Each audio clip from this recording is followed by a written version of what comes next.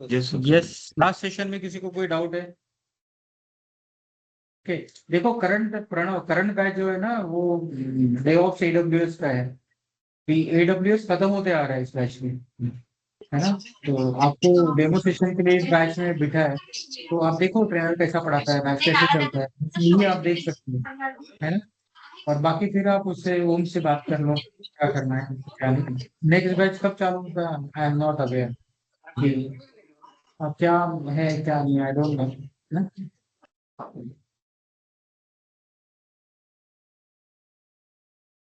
तो बेसिकली क्या देखना है आज? लास्ट सेशन में हमने क्लाउड फॉर्मेशन देखा था, है ना? किसी को कोई डाउट? अच्छा, इतने सेशंस हुए, आपने प्रैक्टिकल परफॉर्म करके देखे क्या? यस अनुज, सभी क्लाउड फॉर्मेशन का सभी नहीं यार, सभी देखने का है। वो कुछ देखे कुछ नहीं देखा ऐसा नहीं चाहिए, सभी आप देखो, है ना? और उसको प्रैक्टिकल मैं जो बताता हूँ वो तो परफॉर्म करके देखो ही, लेकिन साथ में थोड़ा सा एडिशनली भी कुछ क्रिएटिव करके देखो, क्योंकि इंटरव्यू क्रैक करने के लिए कुछ तो मांगेगा था। इंटरव्यू क्रैक करने के लिए कैंडिडेट में कुछ तो कैपेबिलिटी होना चाहिए ना। जब तक आप मेहनत नहीं करोगे तब तक कैपेबिलिटी तैयार नहीं होगा, राइट? बराबर, क्योंकि आपके पास 24/7 एक ही चीज के लिए है ना, अभी दूसरा कुछ है क्या? तो दूसरा कुछ तो है नहीं शायद, तो फिर यही देखो। तो आज हम लोग क्या देखेंगे? आज हम लोग देखेंगे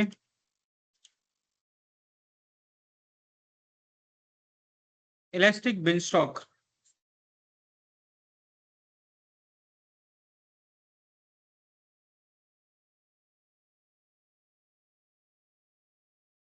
क्या देखेंगे? दो चीजें देखेंगे, एक देखेंगे इलास्टिक बिनस्टॉक, है ना?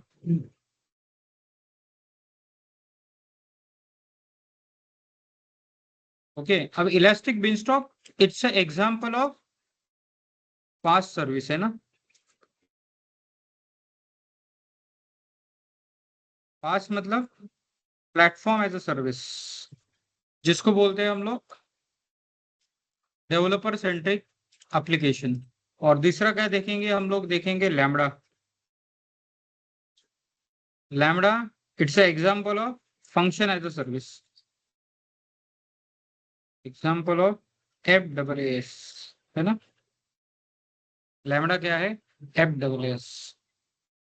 तो देखिए, पांच सर्विस मतलब बेसिकली यहाँ पे out of 9 components only 2 components we need to manage, which come 2 components? Application and data. All remaining components are manage by, तो क्या बोलेंगे इसके लिए?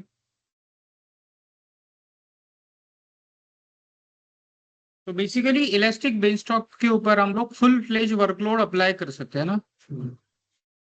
We can apply, we can deploy full fledge workload. मतलब हमारा example है website, okay? But thing is that out of nine infrastructure component,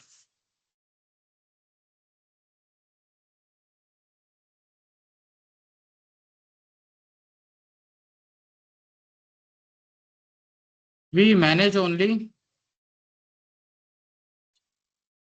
to. दो कौन कौन से हैं? एक है एप्लीकेशन और दूसरा डेटा।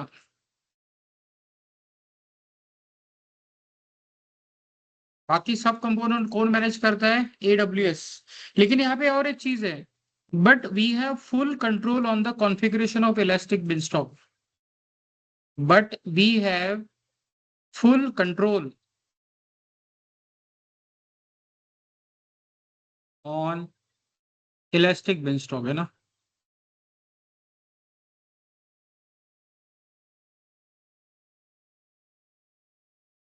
बराबर। अब एडब्ल्यूएस में Elastic beanstalk is example of PaaS. Azure में जाओगे तो आपके पास अजूर ऐप करके एक सर्विस है, वो एग्जांपल है प्लेटफॉर्म एज अ सर्विस का, ओके? सेकंड है आपका लैम्बडा। लैम्बडा क्या है? It's example of function as a service. तो हम लोग बोलेंगे it's also a compute service, Elastic Beanstalk भी कंप्यूट सर्विस है ना, it's also a compute service, but Lambda will get run whenever required. Lambda क्या होगा? Lambda will run whenever we required, इसीलिए इसको फंक्शन एज ए सर्विस बोला है। Function का काम क्या होता है? मेन लैंग्वेज में, किसी डेवलपमेंट लैंग्वेज में हम लोग फंक्शन कॉन्फ़िगर करते हैं। What function will do? जब भी उसको कॉल किया जाएगा एग्जीक्यूट होगा और रिजल्ट देके काम खत्म, है ना। और इसका जो चार्जेस रहेगा, जितनी देर के लिए लैम्बडा रन होता है उतना ही चार्जेबल है। लैम्बडा इज चार्जेबल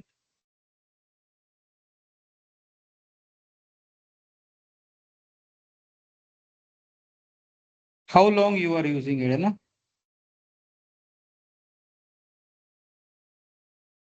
आप जितना देर उसको यूज करोगे उतना ही क्या रहेगा? चार्जेबल रहेगा, ठीक है। और लैम्बडा इज अ सर्वरलेस, क्या बोल सकते हो? Lambda is a pioneer in serverless.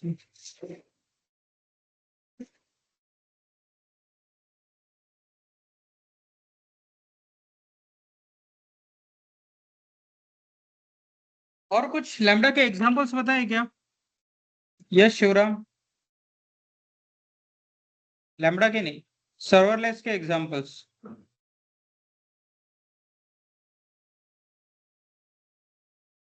Example of serverless in AWS, है ना। तो सर्वरलेस के और भी सारे एग्जांपल्स है, जैसे एडब्ल्यूएस लैम्बडा है, सर्वरलेस वेब एप्लीकेशन है, डेटा प्रोसेसिंग है, सर्वरलेस मैसेजिंग है जैसे एसक्यूएस है ना। ओके, तो Serverless CCS. हम्म, Serverless CCL. क्या बोला? Serverless CCL. ठीक है। It's one.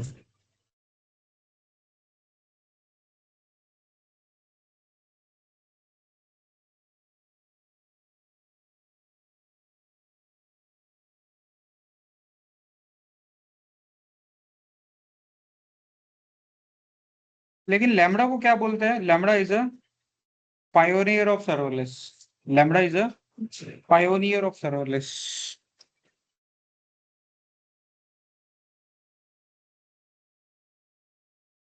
Amazon S3 भी सर्वरलेस है। क्या है? Amazon S3 जो यूज करते हैं ना हम लोग, ये भी सर्वरलेस है ना।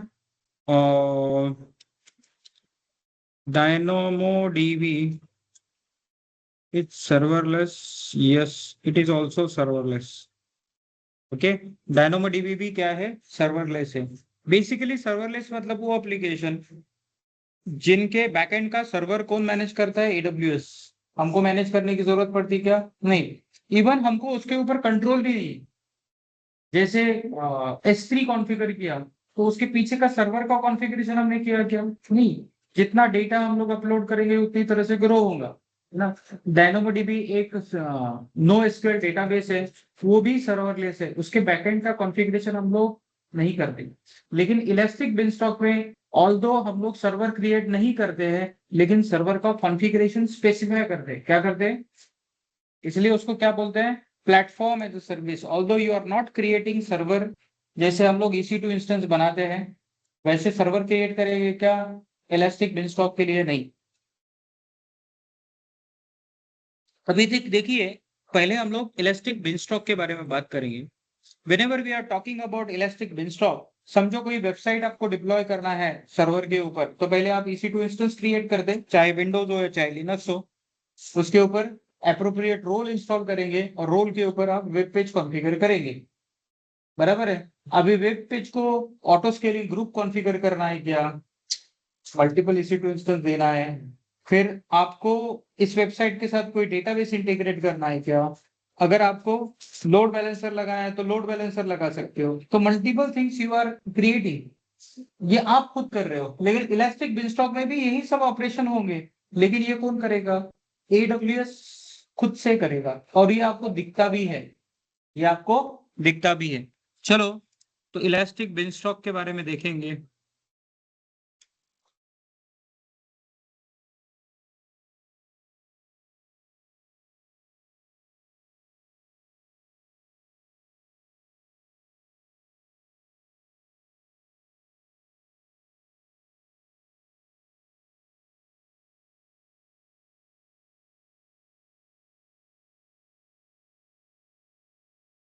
ठीक है, beanstalk, yes, AWS Elastic beanstalk क्या है? AWS Elastic beanstalk deploying application in AWS safely and predictably। आप अपना एप्लीकेशन उसके ऊपर डिप्लॉय कर सकते हो इलास्टिक बिनस्टॉक के ऊपर। Now see, normal 3 tier architecture. 3 tier architecture क्या होता है? What is 3 tier architecture?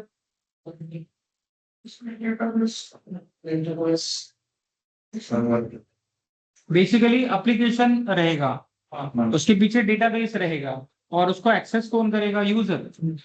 तो ये 3 tier हो गया ना, 3 tier एप्लीकेशन। तो नॉर्मली एप्लीकेशन इधर 2 tier रहेगा, नहीं तो 3 tier रहेगा। अगर आपका डेटाबेस एप्लीकेशन सर्वर पे ही है तो आपका 2 tier हो गया। मतलब एप्लीकेशन अगर डेटाबेस नहीं यूज करता है, या एप्लीकेशन डेटाबेस यूज करता है लेकिन उसी सर्वर पे, तो ये 2 tier हो गया। यूजर एक्सेस करता है वो 1 tier, और एप्लीकेशन आपका दूसरा टियर। 3 tier मतलब यूजर एक्सेस करेगा 1 tier, एप्लीकेशन आपका दूसरा टियर, और उसके बैकएंड का डेटाबेस रहेगा वो तीसरा टियर। तो देखो, यहाँ पे नॉर्मली 3 tier आर्किटेक्चर ऐसे होता है। यूजर एक्सेस करता है लोड बैलेंसर को, है ना। नॉर्मली मल्टीपल EC2 इंस्टेंस अगर आपके ऑटो स्केलिंग ग्रुप में रहे, या फिर नहीं भी रहे, है ना, तो हम लोग क्या करते हैं, इसको ELB से एक्सेस करते हैं। चाहे आप कौन सा है एप्लीकेशन लोड बैलेंसर यूज करो, चाहे गेटवे लोड बैलेंसर यूज करो, गेटवे नहीं, नेटवर्क लोड बैलेंसर यूज करो, या फिर गेटवे लोड बैलेंसर यूज करो। बोलिए। मोनोलिथिक एप्लीकेशन उसमें सभी रहता है। मोनोलिथिक मतलब यार सिंपल सा वर्ड है। मोनो मतलब एक होता है क्या? वो बेसिकली एक ही सर्वर पे होता है ना। एक मिनट है, मैं थोड़ा सा भूल जाता हूँ थोड़ा सा। सिंपल सा वर्ड है मोनोलिथिक। मोनोलिथिक आर्किटेक्चर आता है ना।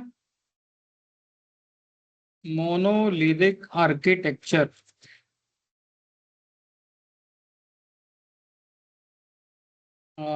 traditional software development model where an entire application is built as a single unified and self-contained unit. All components include user interface, business logic, and database access are tightly coupled.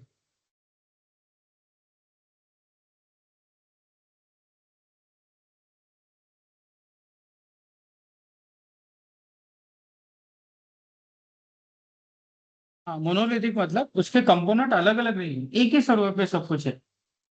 Okay, that is a monolithic architecture. क्या है?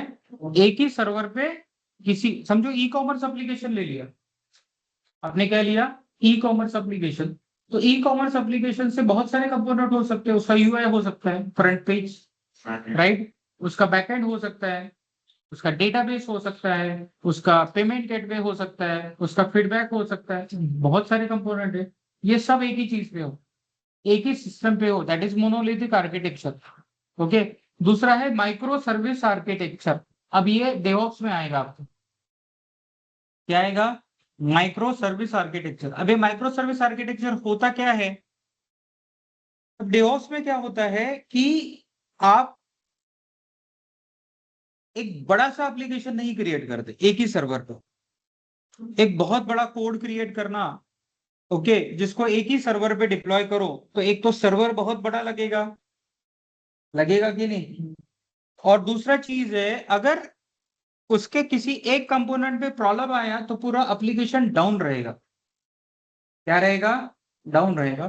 तो हम लोग क्या करते हैं, या industry में क्या यूज किया जाता है, बड़ा एप्लीकेशन को छोटे छोटे पार्ट में डिवाइड करो। जैसे ई कॉमर्स एप्लीकेशन हो गया, ई कॉमर्स एप्लीकेशन को आप डिवाइड कर दो। जैसे फ्रंट पेज आपका ये है, आपका ऑर्डर सर्विस अलग है, आपका डिलीवरी सर्विस एक मॉड्यूल है, आपका पेमेंट गेटवे अलग है ना, आपका कस्टमर फीडबैक एंड कंप्लेंट्स एक अलग चीज है ना, वर्कफ्लो मॉनिटर करने के लिए अलग चीज है। मतलब एक छोटी छोटी application, and these application are independently deployable.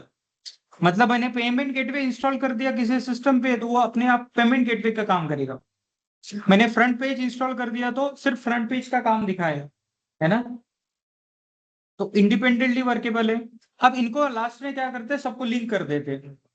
क्या कर देते हैं, सबको लिंक कर देते हैं। अब यहाँ पे फायदा क्या है कि समझो मेरे पेमेंट गेटवे में इशू है तो बाकी तो चलता रहेगा ना, बाकी मेरा चलता रहेगा, बाकी एप्लीकेशन चलती रहेंगी, है ना। पहले जैसे था मोनोलिथिक में क्या होता था, एक एप्लीकेशन में प्रॉब्लम है तो पूरा एप्लीकेशन डाउन, ऐसा होगा क्या, नहीं। और नॉर्मली क्या होता है, किसी एक एप्लीकेशन को, माइक्रो सर्विसेज को डेवलप करने के लिए जो कोर टीम मेंबर्स रहते हैं उनका स्पेशलाइजेशन रहेगा ना उसमें।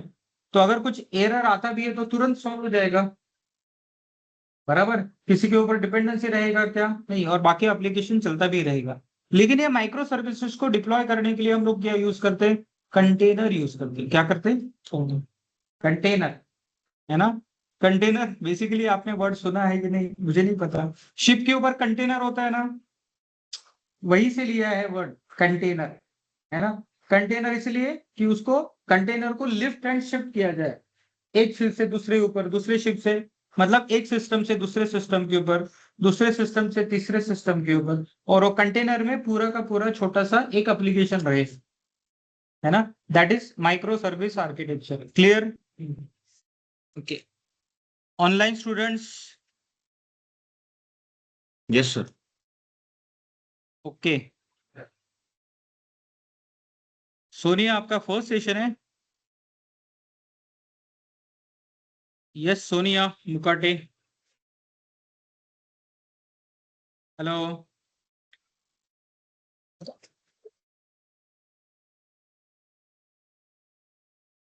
मेरी आवाज पहुंच रही कि नहीं, आपकी आ रही है सर आवाज, उनकी नहीं आ रही। चलिए ठीक है। तो देखो यहाँ पे यूजर क्या कर रहा है, ईएलबी को एक्सेस कर रहा है। रूट 53 किस लिए यूज हो रहा है, रूट 53 बेसिकली क्या कर रहा है आपका, इस ईएलबी को एक्सेस करने के लिए रूट 53 हमने देखा। देखो हमने प्रोजेक्ट में ये चीज कॉन्फ़िगर किया था, एक ऑटो स्केलिंग ग्रुप क्रिएट किया था, बराबर। ऑटो स्केलिंग ग्रुप के अंदर multiple instance using instance policy, scaling policy हमने कॉन्फ़िगर किया था।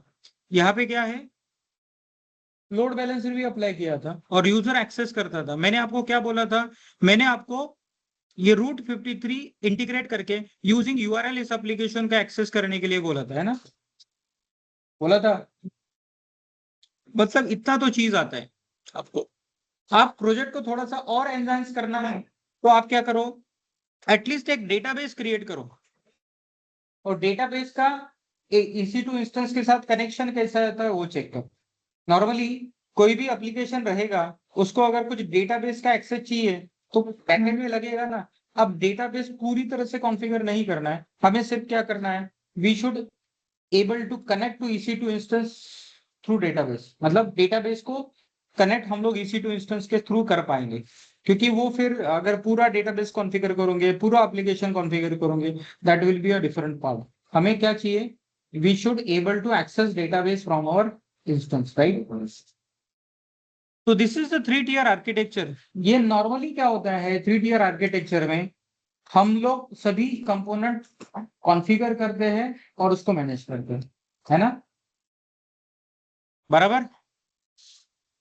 किसी को कोई क्वेश्चन, एक क्वेश्चन होना चाहिए ना, इलास्टिक कैश क्या है, इलास्टिक कैश बराबर होना चाहिए कि नहीं, क्या है भाई शिवराम,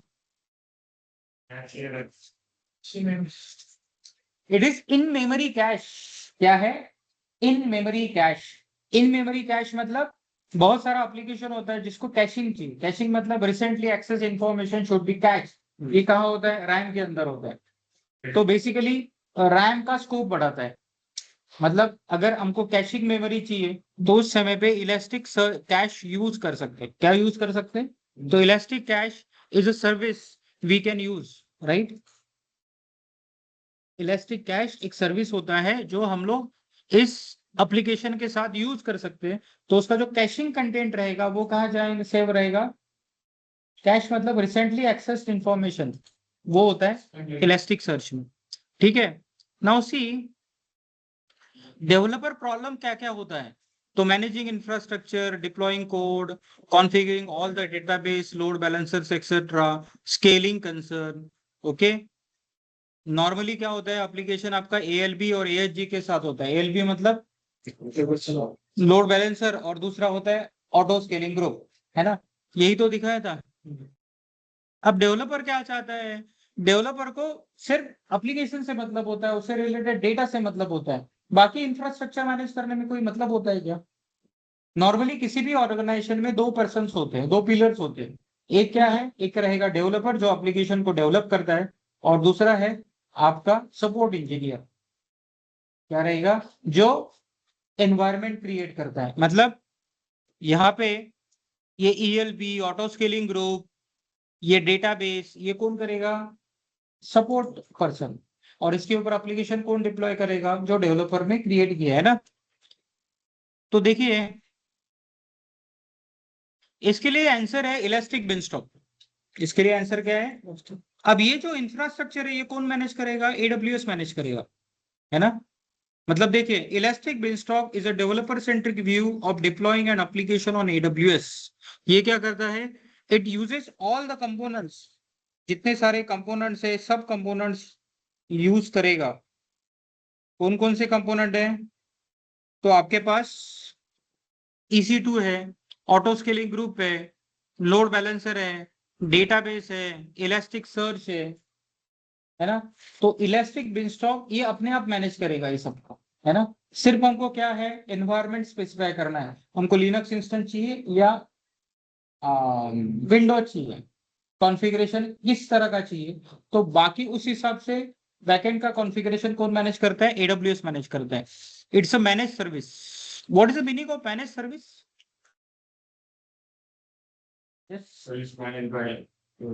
बराबर है क्या?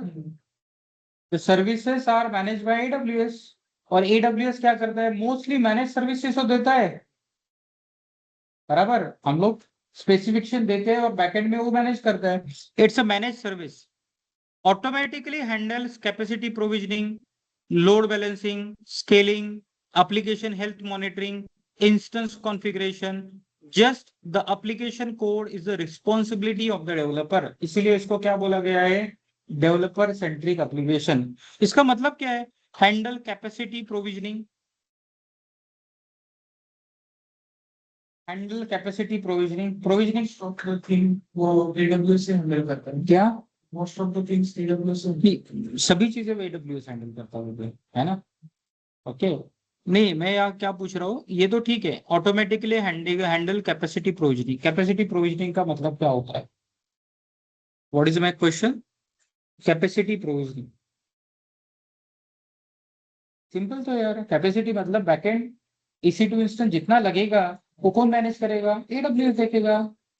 कैपेसिटी हमारा वर्कलोड चलने के लिए बैकएंड में प्रोसेसिंग पावर चाहिए, वो कौन देगा? EC2 instance.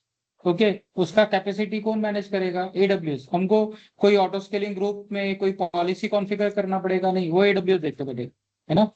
मतलब अभी तक जो हमने मैन्युअली किया वो AWS ऑटोमेटेड वे में करके देंगे, है ना। But we still have a full control over the configuration. But हमको क्या है, कॉन्फ़िगरेशन के ऊपर फुल कंट्रोल है। Beanstalk is free, but you pay for the underlying instances. Beanstalk क्या है? फ्री है, लेकिन उसके बैकएंड का जो भी इंफ्रास्ट्रक्चर है उसका क्या पैसा आपको लगेगा। नाउ सी, तो इलास्टिक बिनस्टॉक आप क्रिएट करो, तो एप्लीकेशन जो रहता है ना उसमें क्या रहता है? एनवायरनमेंट रहता है, वर्जन्स होता है, एंड कॉन्फ़िगरेशन। तो बेसिकली क्या करते हो, आप एक एप्लीकेशन क्रिएट करते हो। क्या करते हो? इलास्टिक बिनस्टॉक में एप्लीकेशन क्रिएट करते हो, और इसके ऊपर अपलोड करते हो एप्लीकेशन का वर्जन, है ना। उसके बाद आप लॉन्च एनवायरनमेंट करोगे और एनवायरनमेंट को मैनेज भी करोगे। अगर आपको कोई नया एप्लीकेशन, आपने 2 महीना पहले एप्लीकेशन डिप्लॉय किया, अभी आपने कुछ अपडेट भी किया, चेंजेस किया, उसको अपडेट भी करते आना चाहिए। तो we should able to update it, है ना। एप्लीकेशन को हम लोग अपडेट भी करा सकते हैं न्यू फीचर्स के लिए।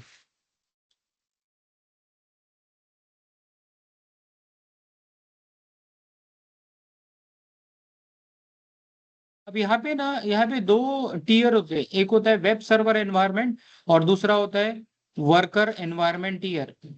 तो मुझे लगता है वेब सर्वर एनवायरनमेंट में हम लोग वेब एप्लीकेशन डाल सकते हो, और अगर एप्लीकेशन डिप्लॉय करना है तो वर्कर एनवायरनमेंट टीयर यूज कर सकते हैं ना। Now see, elastic beanstalk supported platform. तो अगर डेवलपर एप्लीकेशन डेवलप करेगा तो किसी तो भी लैंग्वेज के बेसिस पे करेगा। तो almost all languages it supports. Go, go language किसका है? गूगल का गो लैंग्वेज, हाँ, गूगल का है शायद गूगल गूगल का है, गूगल का। गो लैंग्वेज, गूगल का जितना सारा कोडिंग है वो क्या है? गो लैंग्वेज। गूगल के जितने सारे प्रोडक्ट है वो गो लैंग्वेज में क्रिएटेड है ना। जैसे जावा वगैरह है ना, वैसे ही गूगल का गो लैंग्वेज है। जावा है, Java with Tomcat, dot net core, dot net on Windows, node JS, PHP, Python, almost all application supports it, right.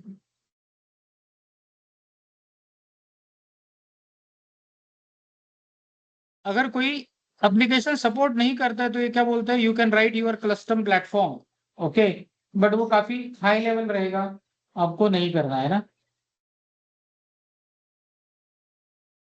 Now see,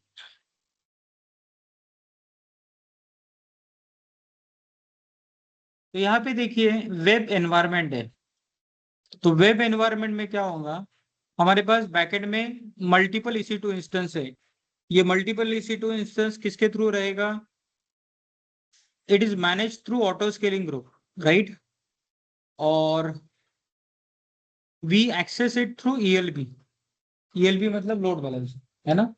तो नॉर्मली आपके EC2 इंस्टेंस आप एक्सेस करते हो लोड बैलेंसर के थ्रू, ओके। तो ये है वेब एनवायरनमेंट का ये। और अगर आपको वर्कर एनवायरनमेंट चाहिए तो वर्कर एनवायरनमेंट में क्या होता है, यहाँ पे एक SQS क्यू एडिशनल रहेगा, जो क्या करेगा, अलग अलग इंस्टेंस से मैसेज क्यू करेगा, है ना। और ये स्केलिंग कैसे होता है वर्कर एनवायरनमेंट में, कि scale based on number of SQS messages. तो SQS बेसिकली क्या है, SQS is a sequential Q services. SQS क्या है?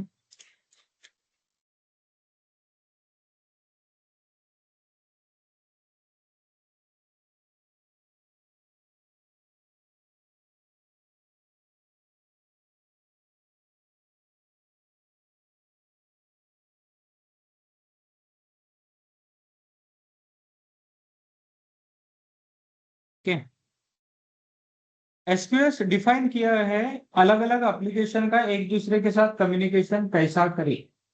अगर SQS नहीं रहेगा तो अगर 2 एप्लीकेशन सर्वर है, दोनों को एक दूसरे के बीच में कम्युनिकेशन एस्टेब्लिश करना है या मैसेजेस भेजने हैं, तो दोनों को ही ओवरहेड लेना पड़ेगा। एक सर्वर एप्लीकेशन एक मैसेज भेजेगा, दूसरा सर्वर एक्सेप्ट करेगा, मतलब दोनों के ऊपर ओवरहेड है। लेकिन SQS हमने बीच में डाल दिया। SQS डालने से होता क्या है, जिसको डेटा भेजना है मैसेज, वो SQS क्यू में भेज देगा, और जिसको रिसीव करना है वो SQS क्यू से रिसीव करेगा। मतलब मैसेज ट्रांसपोर्टेशन का काम कौन करता है? SQS। जो पहले बर्डन था दोनों एप्लीकेशन को, भाई सेंडर ने सेंड किया, रिसीवर को मिला कि नहीं, ये काम अभी SQS करेगा, है ना। तो देखिए, yes, elastic beanstalk deployment modes. एक है आपका सिंगल इंस्टेंस। अगर डेवलपमेंट एनवायरनमेंट क्रिएट करना है तो सिंगल इंस्टेंस पे आप कर सकते हो। सिंगल आपका EC2 इंस्टेंस रहेगा, सिंगल डेटाबेस रहेगा, है ना।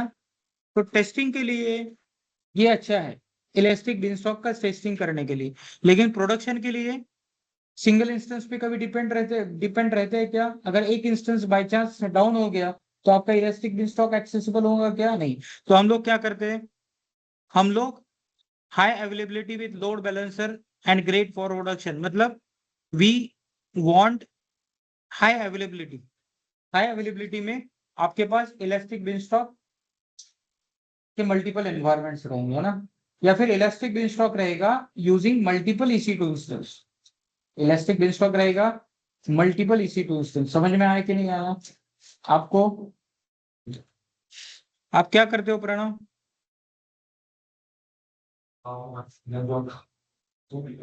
तो आप किस फील्ड में जॉब करते हो? Okay, level 1 support, level 2 support, level 3 क्या है डे टू डे एक्टिविटी आपका? किसमें? Exchange online, office 365। ओके, और वही, फिर ये कैसे? चलो ग्रेट। तो beanstalk deployment option for updates, अगर आपको बिनस्टॉक में अपडेट करना है तो आपके पास ऑप्शंस क्या है? ऑल एट वंस, मतलब जितने कुछ सर्वर्स रहेंगे, है ना, उसके ऊपर एक साथ अपडेट होगा। Fastest but instances aren't available to server traffic for a bit downtime। अगर सभी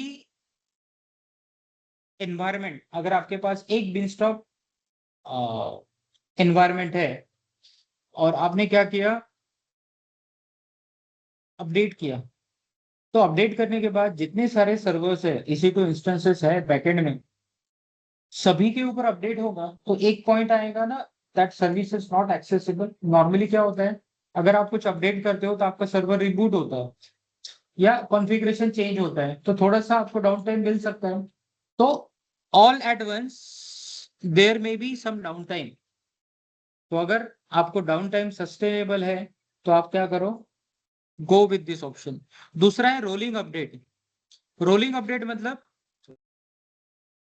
मल्टीपल EC2 इंस्टेंसेस है इलास्टिक बिनस्टॉक में, तो एट ए टाइम सभी इंस्टेंसेस अपडेट नहीं होते, पहले थोड़ा सा होगा फिर दूसरा होगा। उससे क्या होगा कि आपका एप्लीकेशन डाउन रहेगा क्या? नहीं रहेगा, है ना? ऑल्दो कि आपका जो एप्लीकेशन है एक सर्टेन मोमेंट के लिए 50% लोड पे चलेगा, बट एप्लीकेशन डाउन नहीं रहेगा। आपका एप्लीकेशन डाउन रहेगा क्या? नहीं। So basically this is rolling update. दूसरा है रोलिंग विद एडिशनल बैचेस, यहाँ पे एक्सप्लेन करता हूँ।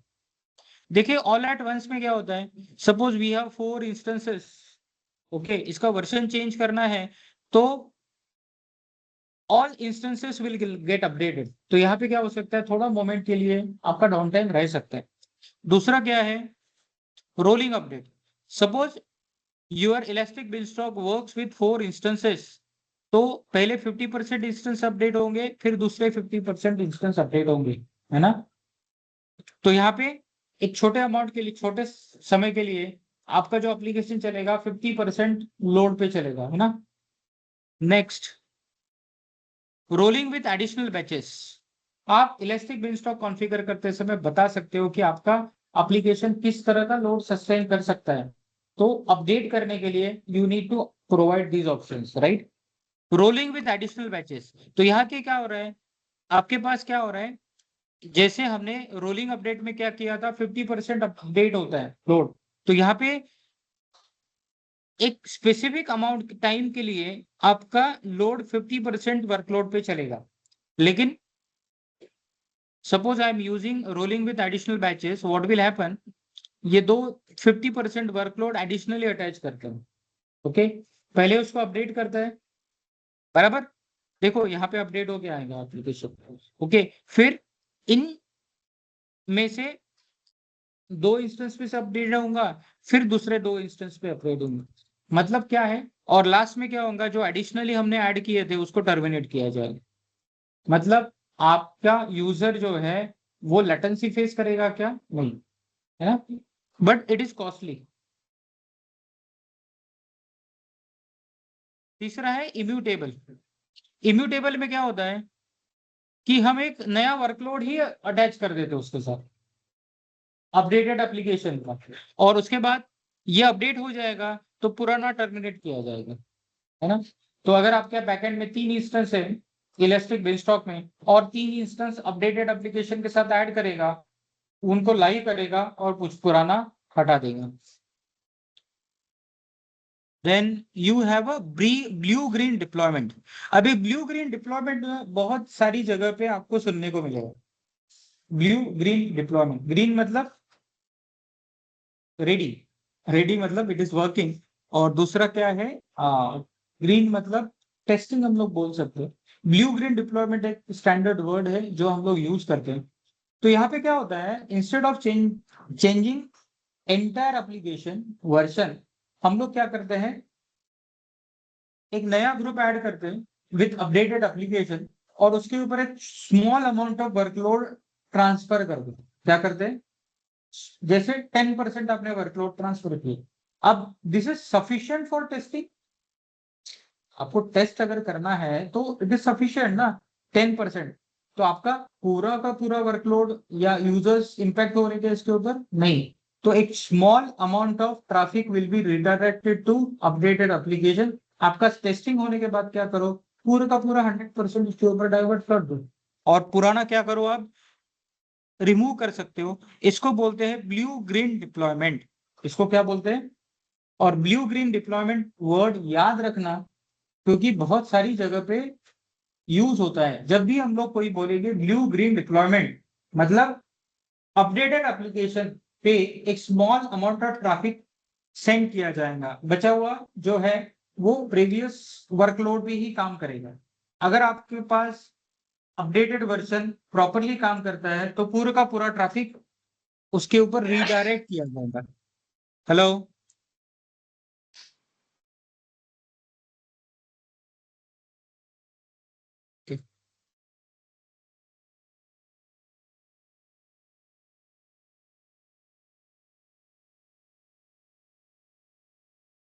Elastic beanstalk can store at most 1000 application version.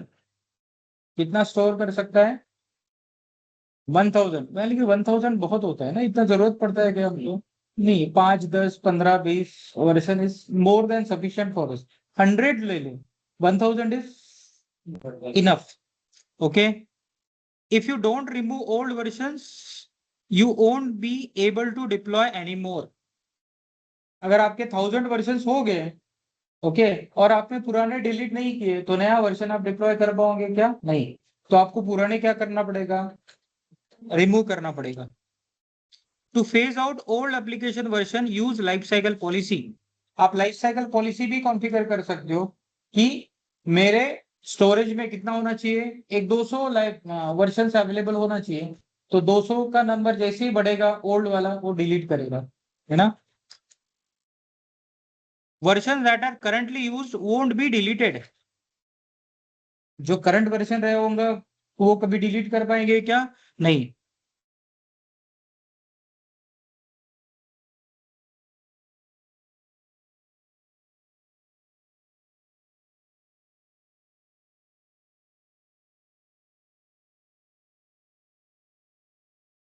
ये कुछ क्या है, इलास्टिक बेनस्टॉक का कमांड लाइन इंटरफेस, कमांड से। तो अगर आप AWS CLI के थ्रू इलास्टिक बेनस्टॉक को कॉन्फ़िगर करते हो तो आपके पास इतनी सारी कमांड है जिसके थ्रू इलास्टिक बेनस्टॉक को आप मैनेज कर सकते हो।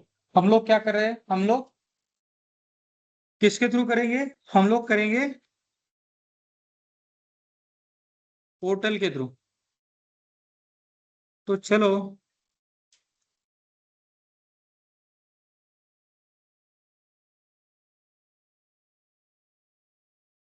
लॉग इन टू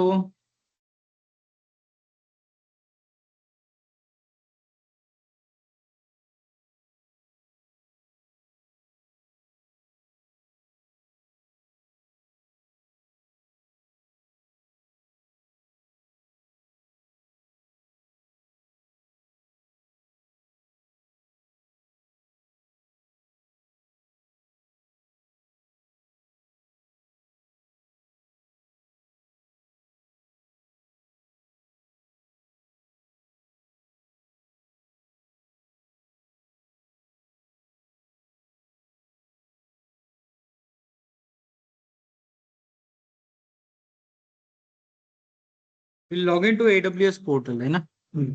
तब AWS पोर्टल पे जाने के बाद यहाँ पे क्या देंगे, इलास्टिक बिनस्टॉक सर्च करेंगे, है ना। Elastic Beanstalk run and manage web apps, right. तो यहाँ पे देखिए what we need to create, we need to create application. Elastic Beanstalk में आपको कोई एप्लीकेशन डिप्लॉय करना है तो आपको एक एप्लीकेशन क्रिएट करना पड़ेगा, राइट। अब आप क्रिएट एप्लीकेशन करो, यहाँ पे दिया है यस, यहाँ पे देखिए मैंने एनवायरमेंट टीयर आपको बताया था। एनवायरमेंट टीयर में आपके पास क्या है, वेब सर्वर एनवायरमेंट और दूसरा है वर्कर एनवायरमेंट। अब यहाँ पे फर्क देखिए, on web server environment you can run website web application, okay. और वर्कर एनवायरमेंट में आपको क्या कर सकते हो, run a worker application that process long running workload, है ना। मतलब नॉर्मली आप बोल सकते हो application, normally web server environment में क्या है, वेबसाइट होता है। वेबसाइट आपका स्टैटिक या डायनेमिक हो सकता है, और वेबसाइट लॉन्ग रनिंग नॉर्मली नहीं रहता है, लेकिन आपका एप्लीकेशन जो रहता है तो एप्लीकेशन में वर्क फ्लो होता है, तो वर्क फ्लो के कारण एप्लीकेशन आपका लॉन्ग रनिंग वर्कलोड हो सकता है ना। तो व्हाट आई एम सेइंग, कर आपको एप्लीकेशन डिप्लॉय करना है तो वर्कर एनवायरनमेंट यूज करना है, और आपको नॉर्मल वेबसाइट डालना है तो आप वेब सर्वर एनवायरनमेंट चूज करो।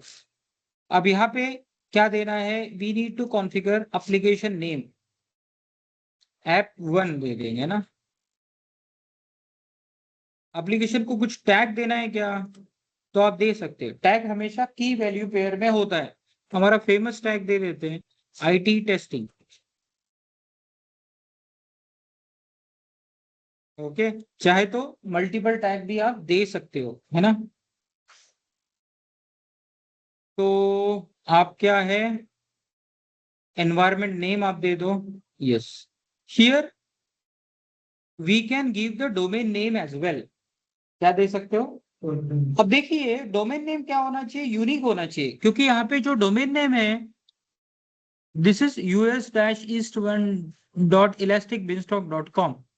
अगर कोई भी elastic beanstalk application US east 1 में डिप्लॉय करना चाहता है तो एक्सटेंशन तो यही है ना, डोमेन नेम।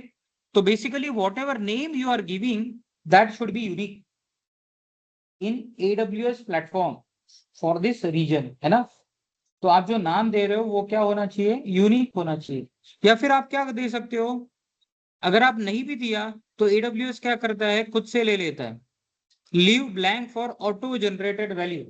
अगर आपको यूनिक नेम नहीं देना है तो यहाँ पे मैं दे सकता हूँ अमोल शिंदे। नॉर्मली इस तरह का नाम मिलता नहीं है ना, नॉर्मली यूनिक होता है, तो मैं नाम दे सकता हूँ, या फिर मैं ब्लैंक भी रख सकता हूँ। AWS will automatically choose it, है ना। देन एनवायरमेंट डिस्क्रिप्शन देना है तो दो, मत दो, कोई फर्क नहीं पड़ता। Here you need to choose किस लैंग्वेज में आपका कोड है, आपका एप्लीकेशन किस में है। व्हाट आई विल डू, मैं क्या करूंगा, पाइथन ले लेता, ठीक है। Python 3.4 running on 64-bit Amazon Linux,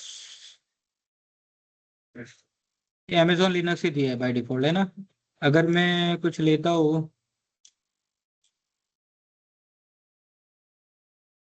.NET, तो देखिए .NEट नॉर्मली विंडोज सर्वर के साथ आता है, तो बैकएंड का कौन सा सर्वर चाहिए वो भी आप स्पेसिफाई कर सकते हो, है ना, बराबर। और इसका वर्जन कौन सा है वो भी दे सकते हो, ये रिकमेंडेड वर्जन दिया है। But what I will do, मैं अगर जावा यूज करता हूँ तो जावा भी इन्होंने Amazon लिनक्स के ऊपर ही डिप्लॉय किया होगा। But what, pardon, Windows option भी पाइथन। तो देखो ये मैनेज कौन करता है, AWS मैनेज करता है ना। अब अगर .NET है तो .NEट नॉर्मली विंडोज के ऊपर रहता है, तो बैकएंड में विंडोज इंस्टेंस डाला है, ओके।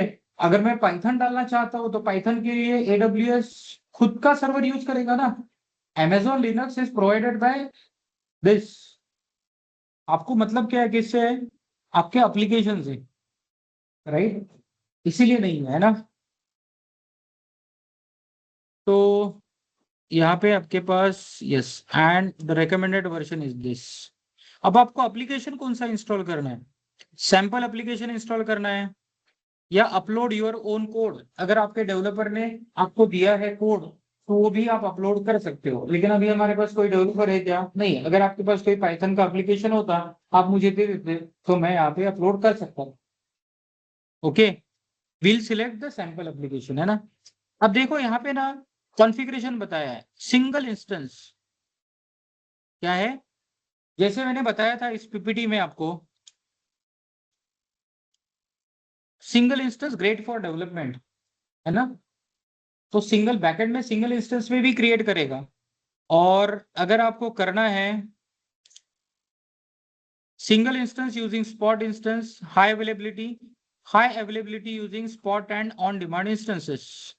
तो जब आप स्पॉट इंस्टेंस यूज करते हो तो कम पैसा पड़ता है ना, और ये कौन करेगा? AWS खुद मैनेज करेगा।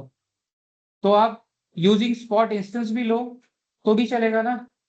AWS चेंज करते रहेगा बैकएंड में स्पॉट इंस्टेंस मतलब basically unwanted compute services, unwanted compute capacity AWS selling using spot instance. और इसके ऊपर जो डिस्काउंट होता है वो होता है 90% तक होता है। क्या होता है? 90% तक। तो व्हाट आई विल डू, अगर हाई अवेलेबिलिटी चाहिए तो हाई अवेलेबिलिटी लो, मतलब मल्टीपल EC2 इंस्टेंस क्रिएट करेगा। और टेस्टिंग के लिए हम लोग क्या यूज कर सकते हैं? Single instance. क्लियर? ओके, अब देखिए नेक्स्ट करेंगे ना।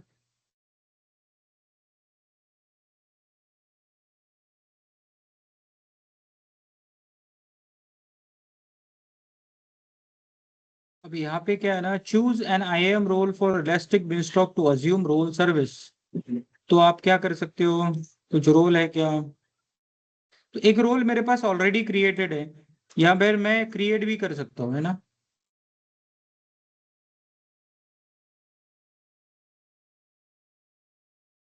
इलास्टिक बिनस्टॉक रोल क्रिएट करूंगा, इसको ये पॉलिसी अप्लाई हो जाएंगी। I need to give the role name, you should be unique, है ना। रोल बेसिकली क्या होता है? सर्विसेज को परमिशन देने के लिए हम लोग रोल यूज करते हैं, है ना। और रोल के अंदर क्या रहता है? Permission in the form of policy होता है, राइट। तो ये मैं नया रोल क्रिएट कर सकता हूँ। इसने क्या किया देखिए,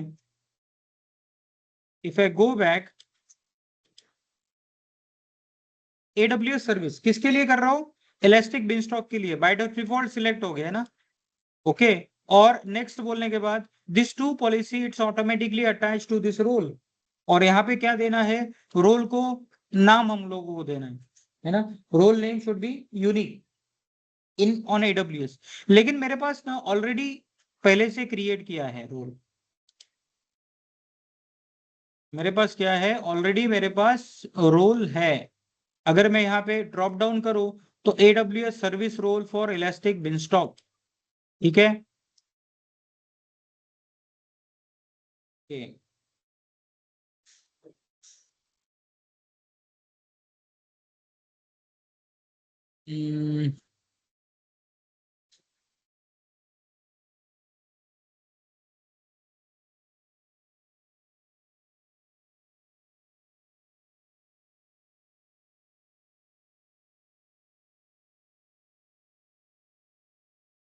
सो सर्विस रोल है ना, ये जो रोल है ये किसके लिए है? बैकेंड में जो EC2 इंस्टेंस अटैच होंगे उनके लिए परमिशन से। ओके, और मैं नॉर्मली क्या करता हूँ, आज का डेट क्या है? 6/3/26 है ना। And this is the Jason document जो आप पॉलिसी अप्लाई कर रहे हो, ये है in the form of Jason document. और इसको मैं क्या करूंगा? क्रिएट करूंगा। हो गया। क्या नाम से क्रिएट किया था?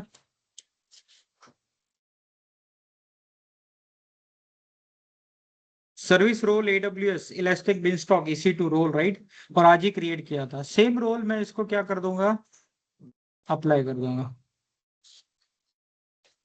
0603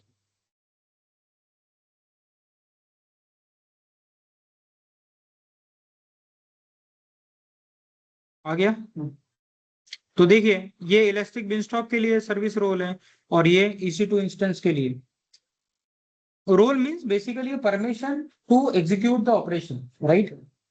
अब यहाँ पे क्या करना है, आपको की पेयर अगर देना है तो की पेयर आप असाइन कर सकते हो बैकएंड के EC2 इंस्टेंसेस के लिए, लेकिन ये ऑप्शनल है, अगर नहीं दो तो भी चलेगा। Okay, then what I can do,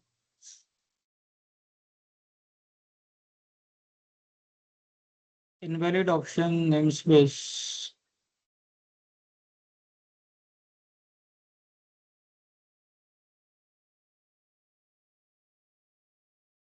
ये क्या बता रहा है, हमसे शायद उल्टा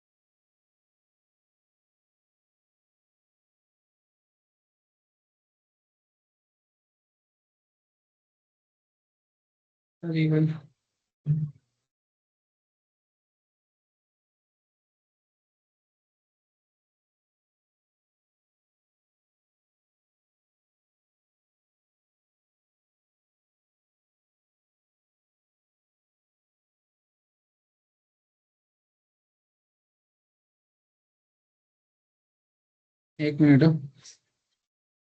क्रिएट एप्लीकेशन टेस्ट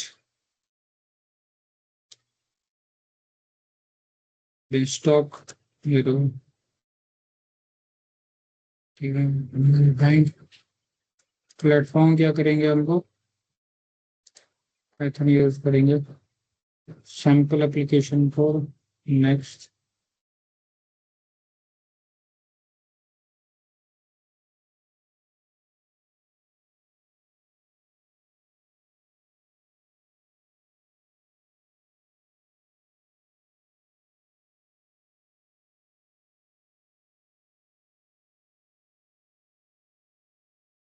ये काम क्या होता है,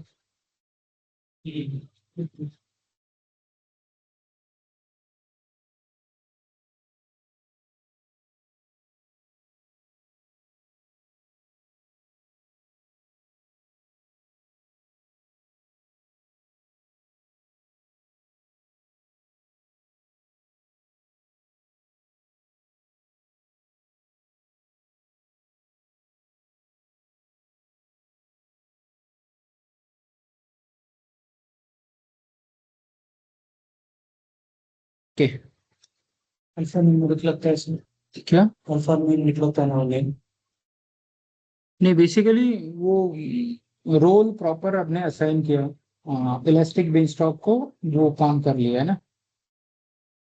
अब देखिए what it is saying, what VPC it will use, तो हमारे पास तो एक डिफॉल्ट VPC है ना, हमारे पास क्या है, डिफॉल्ट VPC, हमने कुछ और VPC क्रिएट किया है क्या, नहीं।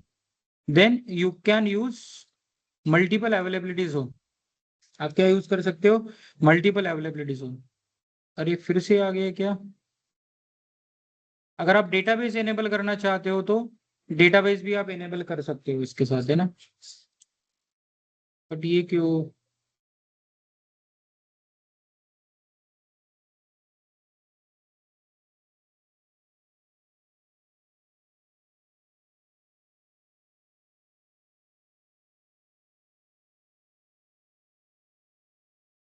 देन मॉनिटरिंग इंटरवल, ये बेसिकली क्लाउड वॉच यूज करता है बाय डिफॉल्ट। मॉनिटरिंग या मेट्राइसेस क्लाउड वॉच रिसीव करता है every 5 minutes, and this 5 minute के इंटरवल पे जो मेट्राइसेस रिसीव करता है दैट इज फ्री। लेकिन अगर आप यहाँ पे 1 मिनट कर दो तो इसको बोलते हैं हम लोग एडवांस मॉनिटरिंग एनेबल किए, है ना, तो उसके लिए अलग से चार्जेस लगेंगे। तो टेस्टिंग के लिए हमको इतना चाहिए क्या, नहीं। इसके बाद कोई सिक्योरिटी ग्रुप असाइन करना है क्या, तो use security group,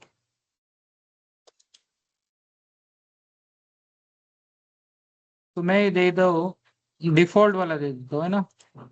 okay, auto scaling group, यहाँ पे क्या है, सिंगल इंस्टेंस है तो कोई जरूरत नहीं है मुझे ऑटो स्केलिंग ग्रुप की, है ना। और ऑटो स्केलिंग ग्रुप में भी कौन से इंस्टेंस ऐड हो, ऑन डिमांड इंस्टेंस या स्पॉट इंस्टेंस, ये मैं बता सकता हूँ, है ना। आर्किटेक्चर कौन सा चाहिए वो भी बता सकता हूँ। इंस्टेंस का साइज क्या है, मतलब कॉन्फ़िगरेशन क्या रहना चाहिए वो भी मैं बता सकता हूँ। T2.small, T2.small में मुझे लगता है 1 vCPU 2 GB रैम ऐसा ही कुछ होता है। ओके, या फिर अलग से इंस्टेंस टाइप आप दे सकते हो, है ना।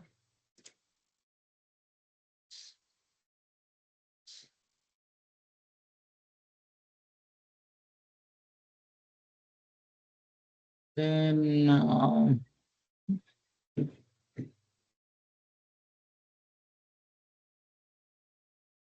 ये प्लेटफॉर्म अपडेट भी मेंशन कर सकते हो, कब ये बैकएंड में जो कुछ इंफ्रास्ट्रक्चर क्रिएट हो रहा है इसको अपडेट करने के लिए कब अपडेट करना चाहिए ये भी आप दे सकते हो। तो यहाँ पे मैनेज अपडेट अगर आपने इनेबल किया तो इनेबल है, and you can mention the this. अगर आप अपडेट सब होते समय अगर आपको यूजर नोटिफिकेशन आना चाहिए तो आप यहाँ से दे सकते हो ईमेल नोटिफिकेशन, तो बैकएंड में एसएनएस कॉन्फ़िगर करेगा और आपको ईमेल नोटिफिकेशन भेजेगा। ओके, और यहाँ पे आप रोलिंग अपडेट भी, बेसिकली अपडेट डिप्लॉयमेंट पॉलिसी भी आप बता सकते हो, है ना। तो ऑल एट वंस या फिर इम्यूटेबल भी दे सकते हैं। मैं क्या करता हूँ, ऑल एट वंस ही करता हूँ, है ना। और rolling update type, what I will do,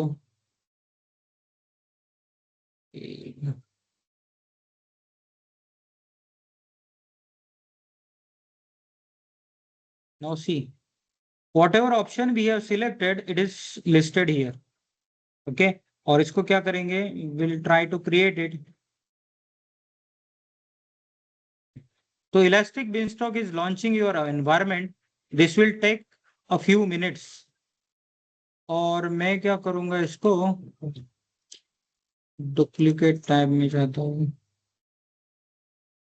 now what it says, अब यहाँ पे जाओगे ना तो यहाँ पे बोल रहे हैं ना, creating environment is started using Elastic Beanstalk US-1 has Amazon S3 storage bucket for environment data. मतलब इसने क्या किया, एक S3 बकेट क्रिएट किया डेटा सेव करने के लिए, है ना। क्रिएटेड सिक्योरिटी ग्रुप नेम, एक सिक्योरिटी ग्रुप क्रिएट किया। सिक्योरिटी ग्रुप क्या होता है, it acts as like a firewall, Windows का फायरवॉल होता है ना, अलाउ करते हो ट्रैफिक, वो क्रिएट किया। उसके बाद इलास्टिक आईपी क्रिएट किया, है ना। ये किसने क्रिएट किया, AWS ने खुद नहीं। अभी तक क्या होता था, every component I was creating और मैं अपना इंफ्रास्ट्रक्चर क्रिएट करता था, है ना। अभी हम लोग क्या देख रहे हैं, प्लेटफॉर्म एज ए सर्विस, उसका एग्जांपल है इलास्टिक बिनस्टॉक। मतलब जो अब तक हमने कॉन्फ़िगरेशन क्रिएट किया और इसको बिल्ड किया मतलब एक सेटअप क्रिएट किया, उसके सभी कंपोनेंट कौन मैनेज करेगा, इलास्टिक बिनस्टॉक। लेकिन हमने क्या किया, हर चीज तो स्पेसिफाई किया कि आपको इंस्टेंस कैसा चाहिए, स्पॉट चाहिए कि ऑन डिमांड चाहिए, आपको कौन सा एप्लीकेशन चाहिए, आपको सिंगल इंस्टेंस चाहिए या मल्टी इंस्टेंस चाहिए, मतलब इसके कारण हमको बोला जाता है कि you have full control on the infrastructure. ये मैनेज कौन करेगा? मैनेज एडब्ल्यूएस करेगा, लेकिन इसके ऊपर क्या रहेगा? Full control. उसके ऊपर क्या? Environment health has transition to pending, initialization is pending. मतलब जो जो चीजें क्रिएट कर रहा है वो यहाँ पे दिखा रहा है, बराबर। Waiting for EC2 instance to launch, this में take a few minute. Instance deployment completed successfully. तो इंस्टेंस कितने क्रिएट होंगे? एक क्रिएट होगा, क्योंकि हमने क्या दिया है? सिंगल इंस्टेंस दिया। क्या दिया है? Single instance. सी और added instance to your environment. तो अल्टीमेटली क्या है कि जो सब चीजें अब तक मैं खुद कर रहा था वो AWS ने क्रिएट किया, है ना। एनवायरमेंट सक्सेसफुली लॉन्च, बराबर। अब एनवायरमेंट का यूआरएल क्या है? दिस इज अ यूआरएल आपने दिया था ना, useast1elasticbeanstalk.com। अब ये यूनिक नेम इसने लिया। अगर आप कोई यूनिक नेम देते तो वो भी एक्सेप्ट कर लेता, है ना। तो अगर मैं इसको ओपन करूं तो it will get open application. देखो, this is a test application on elastic beanstalk of elastic beanstalk. अगर आपने कोई कोड डेवलप किया होता और उसको अपलोड करते तो वो भी चल जाता, वो भी आपका चल जाता, बराबर। क्लियर? अब देखिए,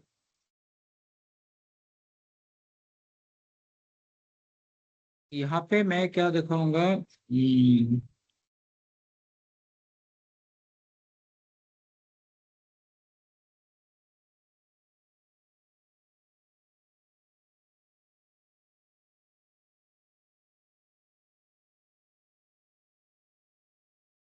ये देखिए, बेसिकली जो मैं सेटिंग आपको बताया था उसका AWS ने क्या किया, एक क्लाउड फॉर्मेशन टेम्पलेट क्रिएट किया।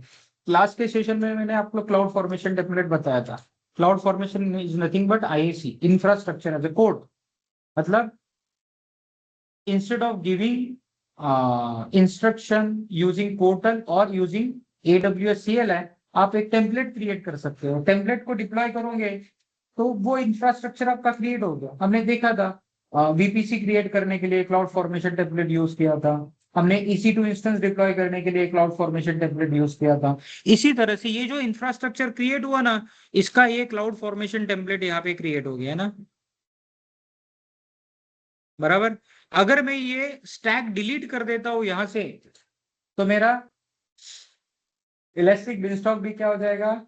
डिलीट हो जाएगा। क्योंकि क्लाउड फॉर्मेशन टेम्पलेट का क्या है पर्पस? जो भी इसके थ्रू इंफ्रास्ट्रक्चर क्रिएट हुआ है, तो बाय डिफॉल्ट सेटिंग क्या होता है? If I delete the cloud from formation template तो बैकएंड का इंफ्रास्ट्रक्चर भी डिलीट हो जाता है ना। तो बैकएंड में AWS ने क्या किया, जो सेटिंग हमने प्रोवाइड किया था उसका एक क्लाउड फॉर्मेशन टेम्पलेट प्रोवाइड किया, क्रिएट किया और उसके थ्रू अप्लाई किया, है ना। क्लियर? अब यहाँ पे जाएंगे तो आपके पास क्या है? Swap environment domain, clone environment, restart app, rebut environment, terminate environment. अभी देखो, सेव कॉन्फ़िगरेशन, लोड कॉन्फ़िगरेशन ये तो ठीक है, क्लोन भी कर सकते हो। क्लोन मतलब उसका एक कॉपी, क्लोन मतलब इसका एक कॉपी, है ना। आप रिस्टार्ट ऐप कर सकते हो, लेकिन यहाँ पे स्वैप एनवायरमेंट डोमेन भी एक चीज है। क्या है? तो इलास्टिक बिनस्टॉक में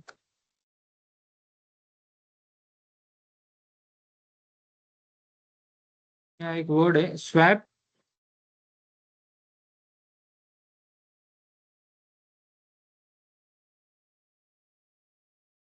swap environment domain. Now what is the swap environment domain?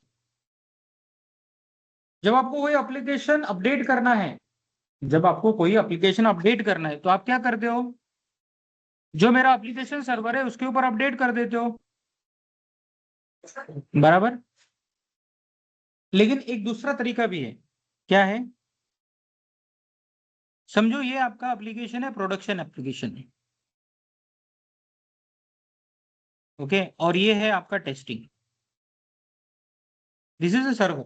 Normally क्या होता है, किसी एप्लीकेशन को अगर आप डिप्लॉय करते हो तो एक एप्लीकेशन आपका प्रोडक्शन पे रहेगा और दूसरा रहेगा टेस्टिंग फेज में, क्योंकि आजकल ऐसा तो है नहीं कि एक बार क्रिएट किया और सालों साल चलता रहे, ऐसा नहीं है। आपका बैकएंड टीम हमेशा कुछ ना कुछ नए फीचर अपडेट करता है, और उसके लिए भी उसको टेस्ट करने के लिए सर्वर चाहिए। ओके, तो टेस्टिंग एप्लीकेशन आपका कहाँ डाला जाएगा, यहाँ पे।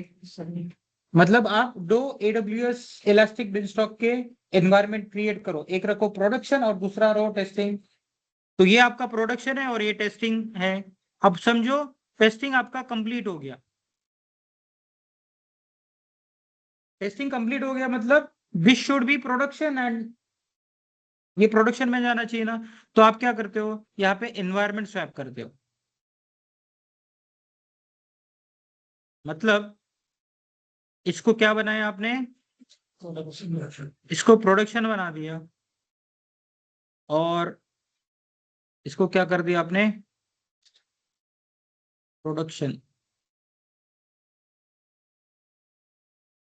और इसको क्या बनाया, टेस्टिंग। ठीक है, और ये नॉर्मली इसी तरह से काम करता रहेगा ना। अब जो पहले प्रोडक्शन था वो टेस्टिंग बन गया। अभी अगर डेवलपर्स को कुछ नए चीजें, एक फेज रहेगा 15-20 दिन का, जिसमें वो क्या करते हैं, they are developing some features and testing it.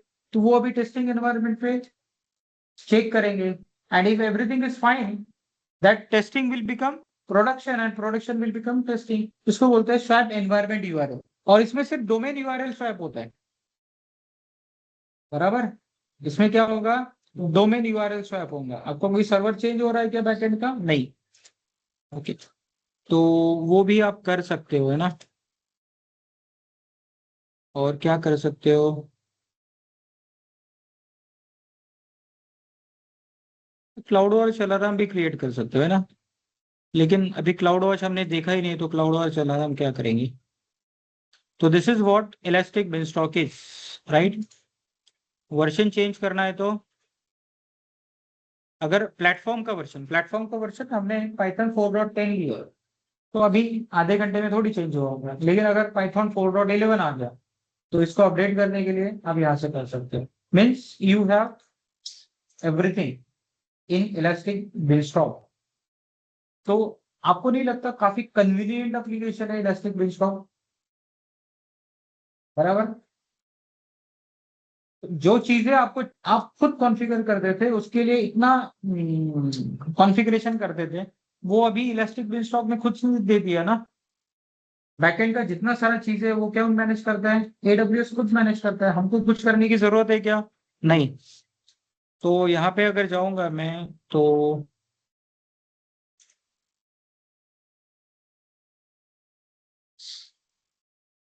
यहाँ पे चेंज हिस्ट्री भी रहेगा। चेंज हिस्ट्री मतलब अगर आपने अपडेट वगैरह किया है, तो वो भी यहाँ पे आपको मिलेगा। एक मिनट,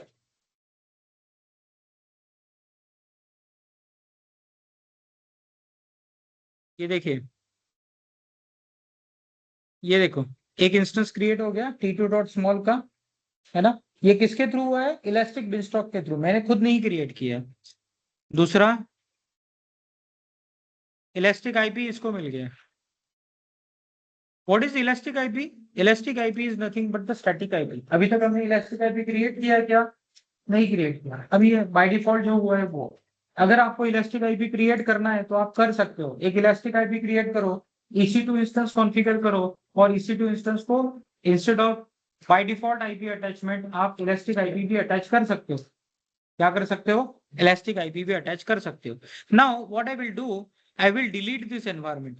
क्या करूंगा मैं, इस एनवायरनमेंट को डिलीट करूंगा। अरे भाई कहाँ चला गया,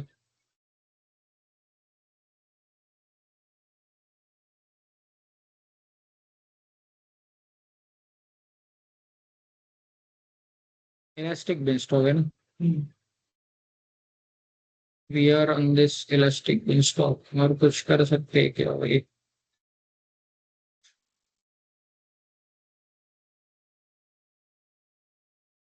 ठीक है, now I will delete this.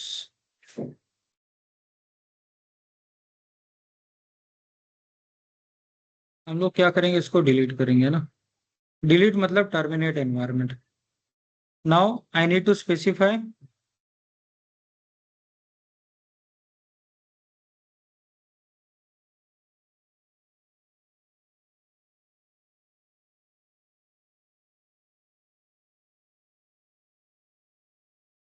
Okay. जब इस पे डिलीट करूंगा तो whatever resources it creates through elastic beanstalk will get deleted. Okay, तो इसको थोड़ा सा वेट करेंगे। It will take some time to get it deleted. तब तक हम लोग क्या देखते हैं, लैम्बडा देखते हैं। Now what is lambda?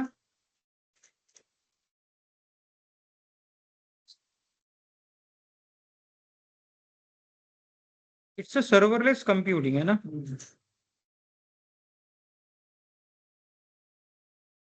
It's a serverless computing. Basically lambda is a pioneer of serverless computing, ऐसा बोलेंगे। क्या बोलेंगे? Lambda is pioneer of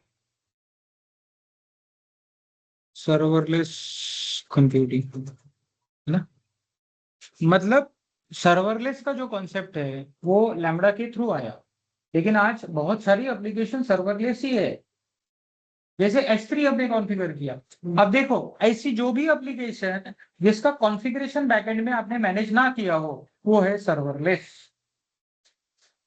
serverless मतलब क्या? सर्वरलेस का मतलब सर्वर होता ही नहीं, ऐसा है क्या? नहीं, सर्वरलेस का मतलब है whatever application you are creating, okay, उसके बैकएंड में कंप्यूट सर्विस आपको चाहिए। जैसे आप ऑन प्रीमाइसेस में करते हो, आपको कुछ भी सर्विस क्रिएट करना है, आपको फिजिकल सर्वर चाहिए।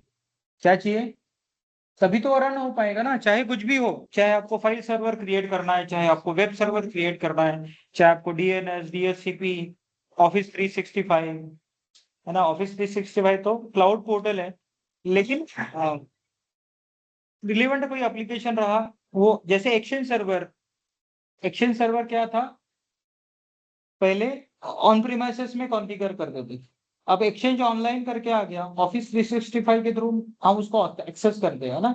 तो basically this is a cloud based mailing service, है ना। ये कौन मैनेज करता है? एडब्ल्यूएस मैनेज करता। सिर्फ हमको क्या करना है, पर यूजर अमाउंट पे करना है एडब्ल्यूएस को, सॉरी माइक्रोसॉफ्ट अजूर को, और हमको मेलिंग एप्लीकेशन हमारे प्रीमाइसेस में यूज करना है। This is very famous concept now. कौन भिड़क रखेगा? क्योंकि एक्शन सर्वर का सेटअप क्रिएट करने के लिए we require a specialized team, तभी ये पॉसिबल होता था, है ना। पहले लोग एक्शन सर्वर पे ही डेडिकेटेड रोल काम करते थे। अभी भी जहाँ पे सिक्योरिटी बहुत ज्यादा मैटर करता है, जो क्लाउड के ऊपर ट्रस्ट नहीं कर सकते, they deploy their own action server setup on premises, right. तो lambda is a pioneer of serverless computing, है ना। तो यहाँ पे सर्वरलेस का मतलब क्या होता है यार, ऐसा क्यों हो रहा है?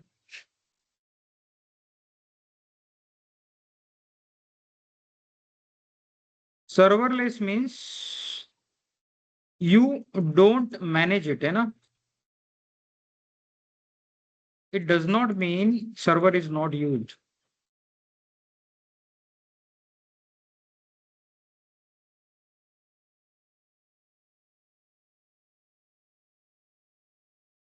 Basically, it is managed by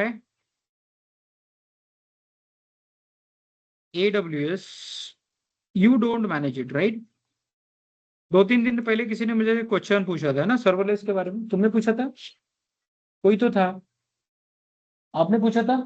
नहीं, नहीं सर, मैंने ये पूछा था। इसी के आपने पूछा था, है ना। तो सर्वरलेस का मतलब है सर्वर नहीं रहेगा, ऐसा होगा क्या? ऐसा कोई भी सर्विस नहीं जिसको बैकएंड में सर्वर नहीं लगता। सर्वर तो लगना ही है, बराबर। सिर्फ लेयर चेंज होता है, सिर्फ लेयर चेंज हो। सबसे पहले हम लोग ऑन प्रीमाइसेस एनवायरनमेंट क्रिएट कर देते, तो ऑन प्रीमाइसेस एनवायरनमेंट में हर एक एप्लीकेशन के लिए एक सर्वर होता था। फिर ऑन प्रीमाइसेस में वर्चुअलाइजेशन आ गया, एक बड़ा सा सर्वर, उसके ऊपर वर्चुअल मशीन क्रिएट करो। अब हम लोग एप्लीकेशन को वर्चुअल मशीन में डिप्लॉय करते होते, बराबर। फिर बाद में क्या आया? फिर बाद में आपका डेटा सेंटर। डेटा सेंटर मतलब third party vendor, they are creating a huge setup of infrastructure, वो आपको सर्वर रेंट पे देते थे। रेंट पे मतलब क्वार्टरली, हाफ ईयरली, ईयरली पैसा एडवांस पेमेंट करो और आप यूज करो, बराबर। उसके बाद आया क्लाउड कंप्यूटिंग। क्लाउड कंप्यूटिंग के ऊपर डेटा सेंटर में आप खुद प्रोविजन सर्वर नहीं कर सकते हो, डेटा सेंटर एग्जीक्यूटिव करता है। अब क्लाउड में क्या होता है, आप खुद से यूआरएल पे लॉग इन करो, आप इंफ्रास्ट्रक्चर क्रिएट करो, जैसे मैं आज कर रहा हूं, है ना, बराबर। और उसके बाद क्या आया, सर्वरलेस। सर्वरलेस मतलब आपको मैनेज एप्लीकेशन भी क्लाउड देता है। डेटा सेंटर में मैनेज एप्लीकेशन मिलता था क्या, नहीं, सिर्फ सर्वर्स मिलता था, सिर्फ सर्वर्स। सर्वर्स मतलब in the form of virtual machine, आपको रिमोटली एक्सेस करो, उसके ऊपर एप्लीकेशन डिप्लॉय करो। लेकिन सर्वरलेस मतलब ऐसी चीजें जो आप सिर्फ कॉन्फ़िगर करते हो, किसी सर्वर क्रिएट करके ऊपर उसके ऊपर नहीं डालते हो। ये कौन करेगा, बैकएंड में एडब्ल्यूएस है। तो जितनी सारी ऐसी एप्लीकेशन है, एस हो गया, डेटाबेस हो गया, है ना, और कौन सा देखा हमने, बहुत सारी सर्विसेज है ना, लैम्बडा हो गया। तो these are called serverless, these are called serverless. अब देखो तीन चीजों में डिफरेंशिएट करो। एक है इंफ्रास्ट्रक्चर एज अ सर्विस का एग्जांपल है EC2 इंस्टेंस, बराबर, इंफ्रास्ट्रक्चर है। दूसरा है प्लेटफॉर्म एज अ सर्विस, इसका एग्जांपल क्या है, इलास्टिक बिनस्टॉक। और तीसरा है आपका सॉफ्टवेयर एज अ सर्विस है, लेकिन software as a service office 365 is example of software as a service, है ना। तो बेसिकली क्लाउड प्लेटफॉर्म क्या करते हैं, सर्विसेज प्रोवाइड करते हैं। I am saying software as a service, आपको यूजर अकाउंट क्रिएट करो, मतलब अकाउंट क्रिएट करो और सर्विस यूज करो। जैसे गूगल एप्स हो गया, तो गूगल पे आप अकाउंट क्रिएट करते हो और उनका सर्विसेज यूज कर दिए। जो आप फ्री टियर में हो फ्रीली यूज करते हो, और जो पेड है उसके लिए पैसा पे करना पड़ेगा, बराबर ना। और चौथा है आपका फंक्शन एज अ सर्विस। तो यहाँ पे हम लोग सॉफ्टवेयर एज अ सर्विस नहीं डिस्कस कर रहे, हम लोग function as a service discuss कर रहे। तो फंक्शन एज अ सर्विस में क्या है, सिर्फ अकाउंट क्रिएट करके काम चलेगा क्या, नहीं, हमको सर्विस डिप्लॉय करना पड़ेगा, लेकिन बैकएंड का इंफ्रास्ट्रक्चर AWS मैनेज करेगा या क्लाउड मैनेज करेगा। That is what serverless is, है ना। और इसको बोलते हैं फंक्शन एज अ सर्विस। जैसे किसी भी लैंग्वेज में फंक्शन काम करता है, मेन ब्लॉक में एक फंक्शन कॉल करो, वो फंक्शन एग्जीक्यूट होगा और जो भी रिजल्ट है मेन प्रोग्राम में दे देता है। वो फंक्शन का चार्जेस कितना है, जितनी देर के लिए वो एग्जीक्यूट हुआ उतनी देर के लिए। अगर आइडियल है फंक्शन, अगर मैंने एक लैम्बडा क्रिएट किया और उसको कॉल ही नहीं किया, तो वो कुछ काम करेगा क्या, उसका कोई चार्जेस लगेगा क्या, नहीं। तो इससे हमारा पैसा भी तो सेव होता है, क्योंकि elastic beanstalk full fledged application है, 24/7 चलेगा। इलास्टिक बिनस्टॉक को पैसा नहीं लगता है, लेकिन अंडरलाइन इंफ्रास्ट्रक्चर का तो लगता है।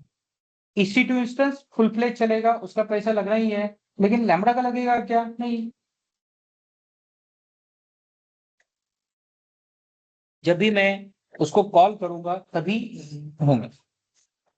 तो you serverless, it does not mean server is not used, basically it is managed by AWS. You don't manage servers, right? Servers आप मैनेज नहीं करते हो, this is what meaning of serverless is. देखिए व्हाट आई विल डू, दिख रहा है क्या lambda, ये है लैम्बडा, है ना। अब देखिए AWS lambda, it's a serverless world, है ना। Serverless is a new paradigm in which the developers don't have to manage servers anymore. हमको कुछ सर्वर्स मैनेज करना पड़ता है क्या, नहीं, है ना। दिखता है क्या कितने सर्वर्स है, नहीं, कितने सर्वर्स है। जैसे इलास्टिक बिनस्टॉक में हमको पता चलता था कोई सर्वर्स है, क्लाउड फॉर्मेशन टेम्पलेट है, डिलीट हो गया क्या, एक मिनट चेक करता हुआ,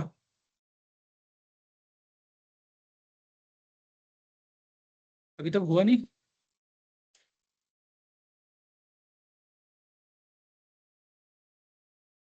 हो जाएगा। इलास्टिक बिनस्टॉक में आपको बैकएंड का इंफ्रास्ट्रक्चर दिखता है, हालांकि AWS खुद क्रिएट करता है, लेकिन लैम्बडा में पता चलेगा क्या, नहीं। आपको लैम्बडा में कॉन्फ़िगरेशन डिफाइन कर सकते हो, लेकिन on the basis of RAM. मैं सिर्फ इस बोल सकता हूँ कि भाई इस एप्लीकेशन को रैम कितना चाहिए, उतना मैं स्पेसिफाई कर सकता हूँ, तो अकॉर्डिंगली वो हार्ड डिस्क प्रोसेसिंग पावर वो खुद चूज करेगा। जैसे मेरा बड़ा एप्लीकेशन है, इसको हायर कॉन्फ़िगरेशन चाहिए, तो रैम सेट कर सकता हूँ ना। ओके, तो रैम के प्रपोर्शन में चेंज हो जाएगा। they just deploy code, they just deploy functions. Initially serverless is nothing but FaaS, function as a service. Clear? इसमें से जो नहीं समझ में आया मेरे को पूछो, है ना। Serverless was pioneered by AWS Lambda, but now also includes anything that is managed application, मतलब जो बैकएंड का कॉन्फ़िगरेशन AWS मैनेज करता है। तो डेटाबेस हो गया, मैसेजिंग हो गया, स्टोरेज हो गया, है ना। तो नेक्स्ट सेशन हमारा डेटाबेस के ऊपर ही है। तो RDS है रिलेशनल डेटाबेस सिस्टम, और दूसरा है नो एसक्यूएल डेटाबेस। दो तरह के डेटाबेस होते हैं, है ना। तो दोनों डेटाबेस आपके सर्वरलेस ही है ना। SQS हो गया, SNS हो गया, है ना, ये भी सर्वरलेस ही है। Serverless does not mean there are no servers. It means you just don't manage, provision or see them. आप उसको देख भी नहीं सकते हो, है ना। चलो, ऑनलाइन स्टूडेंट को कोई डाउट है? Yes, no sir. Okay yes sir. हाँ बोलिए ना। सर एक ही डाउट है कि what exactly difference elastic beanstalk brings. I mean despite all services, अभी तो हमने मैनेज खुद से मैन्युअली मैनेज किया सब EC2 इंस्टेंस वगैरह एक सब। बार फिर से क्वेश्चन पूछो थोड़ा शॉर्ट में। Okay okay sir. Sir elastic beanstalk का एक रियल वर्ल्ड एग्जांपल क्या हो सकता है, मतलब सिंपल अगर पूछा जाए तू तो। डेवलपर है, तूने एक जावा ओके बेसिस एप्लीकेशन क्रिएट किया है, और ओके। तेरे को एप्लीकेशन AWS के ऊपर डिप्लॉय करना है, कैसा क्रिएट करेगा? और सर मैं सिंपल एक EC2 इंस्टेंस बनाऊंगा और मेरा जो भी कोड है वो उस पे EC2 स्टोर इंस्टेंस करूंगा। कॉन्फ़िगर हाँ। करेगा, बराबर है। यस सिर्फ EC2 यस। इंस्टेंस के ऊपर काम चलेगा क्या? नहीं, उसको ऑटो स्केलिंग ग्रुप भी कॉन्फ़िगर करना पड़ेगा अगर लोड बढ़ता है तो। अब ऑटो स्केलिंग ग्रुप में मल्टीपल EC2 इंस्टेंस ऐड हो गए, तो आपको इलास्टिक लोड बैलेंसर कॉन्फ़िगर करना पड़ेगा। अब इलास्टिक लोड बैलेंसर IP के थ्रू एक्सेस होता है, तो इसके लिए नाम से एक्सेस होना चाहिए, तो रूट 53 ऐड करना पड़ेगा। बैकएंड आपका एप्लीकेशन अगर डेटाबेस एक्सेस करता है, तो बैकएंड में डेटाबेस कॉन्फ़िगर करना पड़ेगा, एंड सो कंपोनेंट्स। अब देखो, तू डेवलपर है, तेरे को नहीं आइडिया इंफ्रास्ट्रक्चर कैसे करना है, तो तेरे को मेरा सपोर्ट लगेगा। Suppose I am what I will say system person और ऑपरेशन पर्सन। तो नॉर्मली किसी भी ऑर्गेनाइजेशन में ये एप्लीकेशन डिप्लॉयमेंट होता है, दो टीम इन्वॉल्व होता है, एक है ऑपरेशंस टीम और दूसरा है डेवलपर टीम। डेवलपर डेवलपमेंट का काम करता है और ऑपरेशंस टीम क्या करता है? It manages the IT environment, right? Clear? Yes sir yes sir yes okay, sir. तो अगर तुमको खुद से क्रिएट करना है, तो यहाँ पे elastic beanstalk is a solution for you. सिर्फ आपको देखना क्या पड़ेगा, इलास्टिक बिनस्टॉक कैसे कॉन्फ़िगर करते हैं, और इतना भी डिफिकल्ट नहीं इलास्टिक बिनस्टॉक कॉन्फ़िगरेशन करना। सब कुछ तो पोर्टल पे दे देता है, ये सिलेक्ट करना, वो सिलेक्ट करना, बराबर। This is a real world class example, या real example in production we use. Clear Shrikant? Yes sir clear. Okay, अब नेक्स्ट हम लोग डिस्कस जो कर रहे हैं वो है function as a service, that is lambda. Okay, तो लैम्बडा के एग्जांपल्स क्या है? लैम्बडा के एग्जांपल्स है AWS लैम्बडा, नहीं लैम्बडा के एग्जांपल नहीं, सर्वरलेस के एग्जांपल है। लैम्बडा है, DynamoDB है, कॉग्निटो है, AWS API गेटवे है, Amazon S3 है, SNS SQS है, Amazon AWS Kinesis Data Firehouse है, स्टेप फंक्शन है, फारगेट है, डिफरेंट थिंग्स आर देयर, बराबर, है ना। तो यह बता देता हूँ, कॉग्निटो एक सर्विस है AWS का, जो आपको ऑथेंटिकेशन प्रोवाइड करता है। जैसे माइक्रोसॉफ्ट का एक्टिव डायरेक्टरी है ना, एक्टिव डायरेक्टरी बहुत पावरफुल है, लेकिन AWS ने उसका एक दिया है कॉग्निटो। क्या दिया है? Cognito is a service who provides authentication, है ना, login.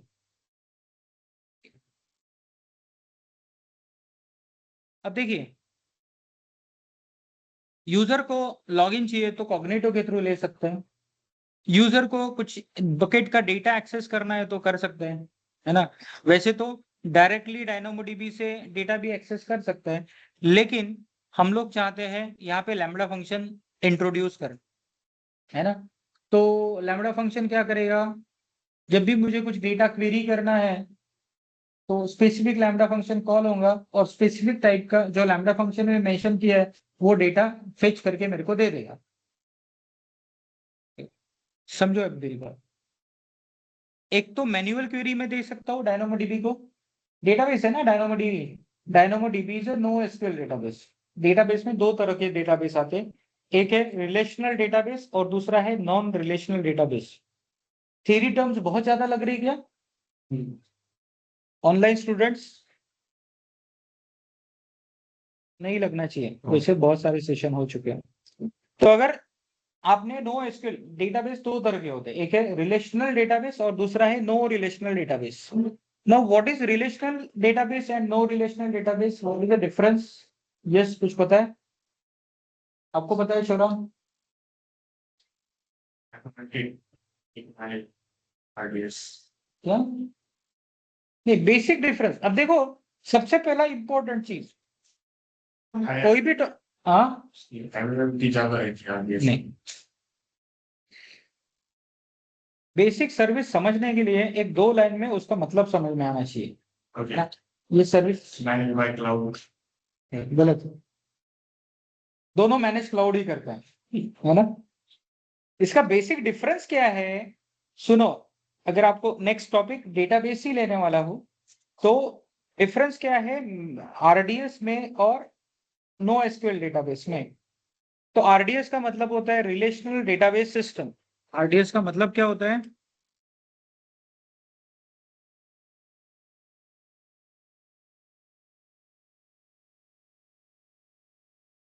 Relational database is the process of managing and organizing data,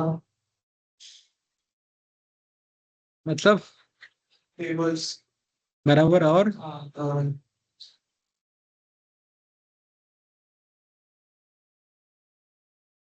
ठीक है, ठीक है सर। columns हाँ, in the form of rows. लेकिन और कुछ थोड़ा सा, तो डेटाबेस में तो टेबल रहेगी ना। डेटाबेस में क्या रहेगा, अगर आप नो एसक्यूएल डेटाबेस यूज करोगे उसमें भी टेबल रहेगा, आप एसक्यूएल डेटाबेस यूज करोगे तो भी टेबल रहेगा। लेकिन एसक्यूएल डेटाबेस में होता क्या है, एसक्यूएल डेटाबेस, एसक्यूएल मतलब आरडीएस, वर्ड गलती से दूसरा यूज किया, हालांकि एसक्यूएल एसक्यूएल ही बोलते, लेकिन आरडीएस, आरडीएस मतलब रिलेशनल डेटाबेस सिस्टम, या इसको ट्रेडिशनली हम लोग बोलते थे RDBMS, relational database management system. ये ट्रेडिशनल है क्योंकि बहुत सालों से यूज हो रहा है। इसमें क्या कर सकते हैं, मल्टीपल टेबल में क्रिएट कर सकता हो और अलग अलग टेबल का एक दूसरे के साथ रिलेशनशिप डिफाइन कर सकता हो। क्या कर सकता हो, जैसे अर्बर का ही एग्जांपल ले लो, Uber is using relational database, तो रिलेशनल डेटाबेस यूज करता है तो अर्बर क्या करेगा, एक टेबल में रखेगा यहाँ पे कौन कौन से सब्जेक्ट सिखाए जाते हैं, ठीक है। अब उस सब्जेक्ट उस टेबल के अंदर एंट्री रहेगा एक डेवऑप्स ऑन एडब्ल्यूएस, उसको क्लिक करेंगे तो करंट डेवऑप्स ऑन एडब्ल्यूएस के ऊपर जितना सारा बैचेज चल रहा है उसके बारे में रहेगा इंफॉर्मेशन। उसमें से एक बैच को क्लिक कर दो, Monday to Friday that is 12 to 2, तो हमारी बैच का ओपन होगा, उसमें लिखा रहेगा अभी तक कितने टॉपिक कवर हुए, कितने स्टूडेंट्स है, कौन ट्रेनर है। तो यहाँ पे एक दूसरे के साथ रिलेशनशिप है, ये होता है relational database system. Non relational database system, उसमें एक ही बड़ा सा टेबल होता है, उसमें डेटा होता है की वैल्यू पेयर में, की वैल्यू मतलब की वैल्यू आईटी टेस्टिंग दिया था ना, वो की वैल्यू पेयर है, ओके। तो एक ही बहुत बड़ा टेबल होता है जिसमें पूरा इंफॉर्मेशन आप सेव कर सकते हो, उसमें कोई रिलेशनशिप रहेगा क्या, नहीं। अब इसका डिसएडवांटेज क्या है और एडवांटेज क्या है, अगर आपके ऑर्गेनाइजेशन का पर्पज रिलेशनल डेटाबेस चाहिए तो आप रिलेशनल डेटाबेस रखो, अगर आपको नॉन रिलेशनल डेटाबेस चाहिए तो नॉन रिलेशनल डेटाबेस रखो। लेकिन नॉन रिलेशनल डेटाबेस का फायदा क्या है, फास्ट है, क्योंकि एक ही टेबल के थ्रू इंफॉर्मेशन फेच कर सकते हो ना, और एक ही टेबल इनफाइनाइट लेवल तक बढ़ता है। क्या बढ़ता है? आप उसको स्केल कर सकते हो। स्केल मतलब आपको करने की जरूरत नहीं है, आप जितना डेटा डालो उसमें आप डाल सकते हो। Clear? This is a difference. Traditionally RDS use होता था और अभी क्या यूज करते हैं बहुत बार? No SQL database. No SQL मतलब DynamoDB is an example of NoSQL database. MongoDB is an example of NoSQL database, है ना? MongoDB आपका ओपन सोर्स है, DynamoDB आपका AWS का है। और RDS में तो बहुत सारे आते हैं। RDS के अंदर क्या क्या आता है? हाँ, MariaDB है, आपका SQL सर्वर है, आपका Oracle है, आपका PostgreSQL है, नो सॉरी MySQL है। तो these are examples of Aurora है, AWS का प्रोप्राइटरी डेटाबेस है Aurora। Aurora है ना? Aurora Aurora AURARORA ऐसा कुछ स्पेलिंग है। क्लियर है? अभी हमको डेटाबेस में नहीं जाना है, अभी हमको क्या जाना है? हमको लैम्बडा के बारे में ही डिस्कस करना है। अब डेटाबेस नेक्स्ट टॉपिक आने वाला है, इसलिए मैंने थोड़ा सा आपको बता दिया। एंड दिस फिगर्स, इसके लिए भी मुझे बताना था। तो देखो, मुझे क्या करना है, इसमें से कुछ फिल्टर कंटेंट देखना है। तो देखने के लिए लैम्बडा यूज कर सकते हैं ना, या इसके अंदर कुछ डेटा इंजेक्ट करना है, उसके लिए भी लैम्बडा यूज किया जा सकता है। अभी लैम्बडा कैसे यूज किया जाएगा? Through API gateway. Through API gateway. Now there is one term API.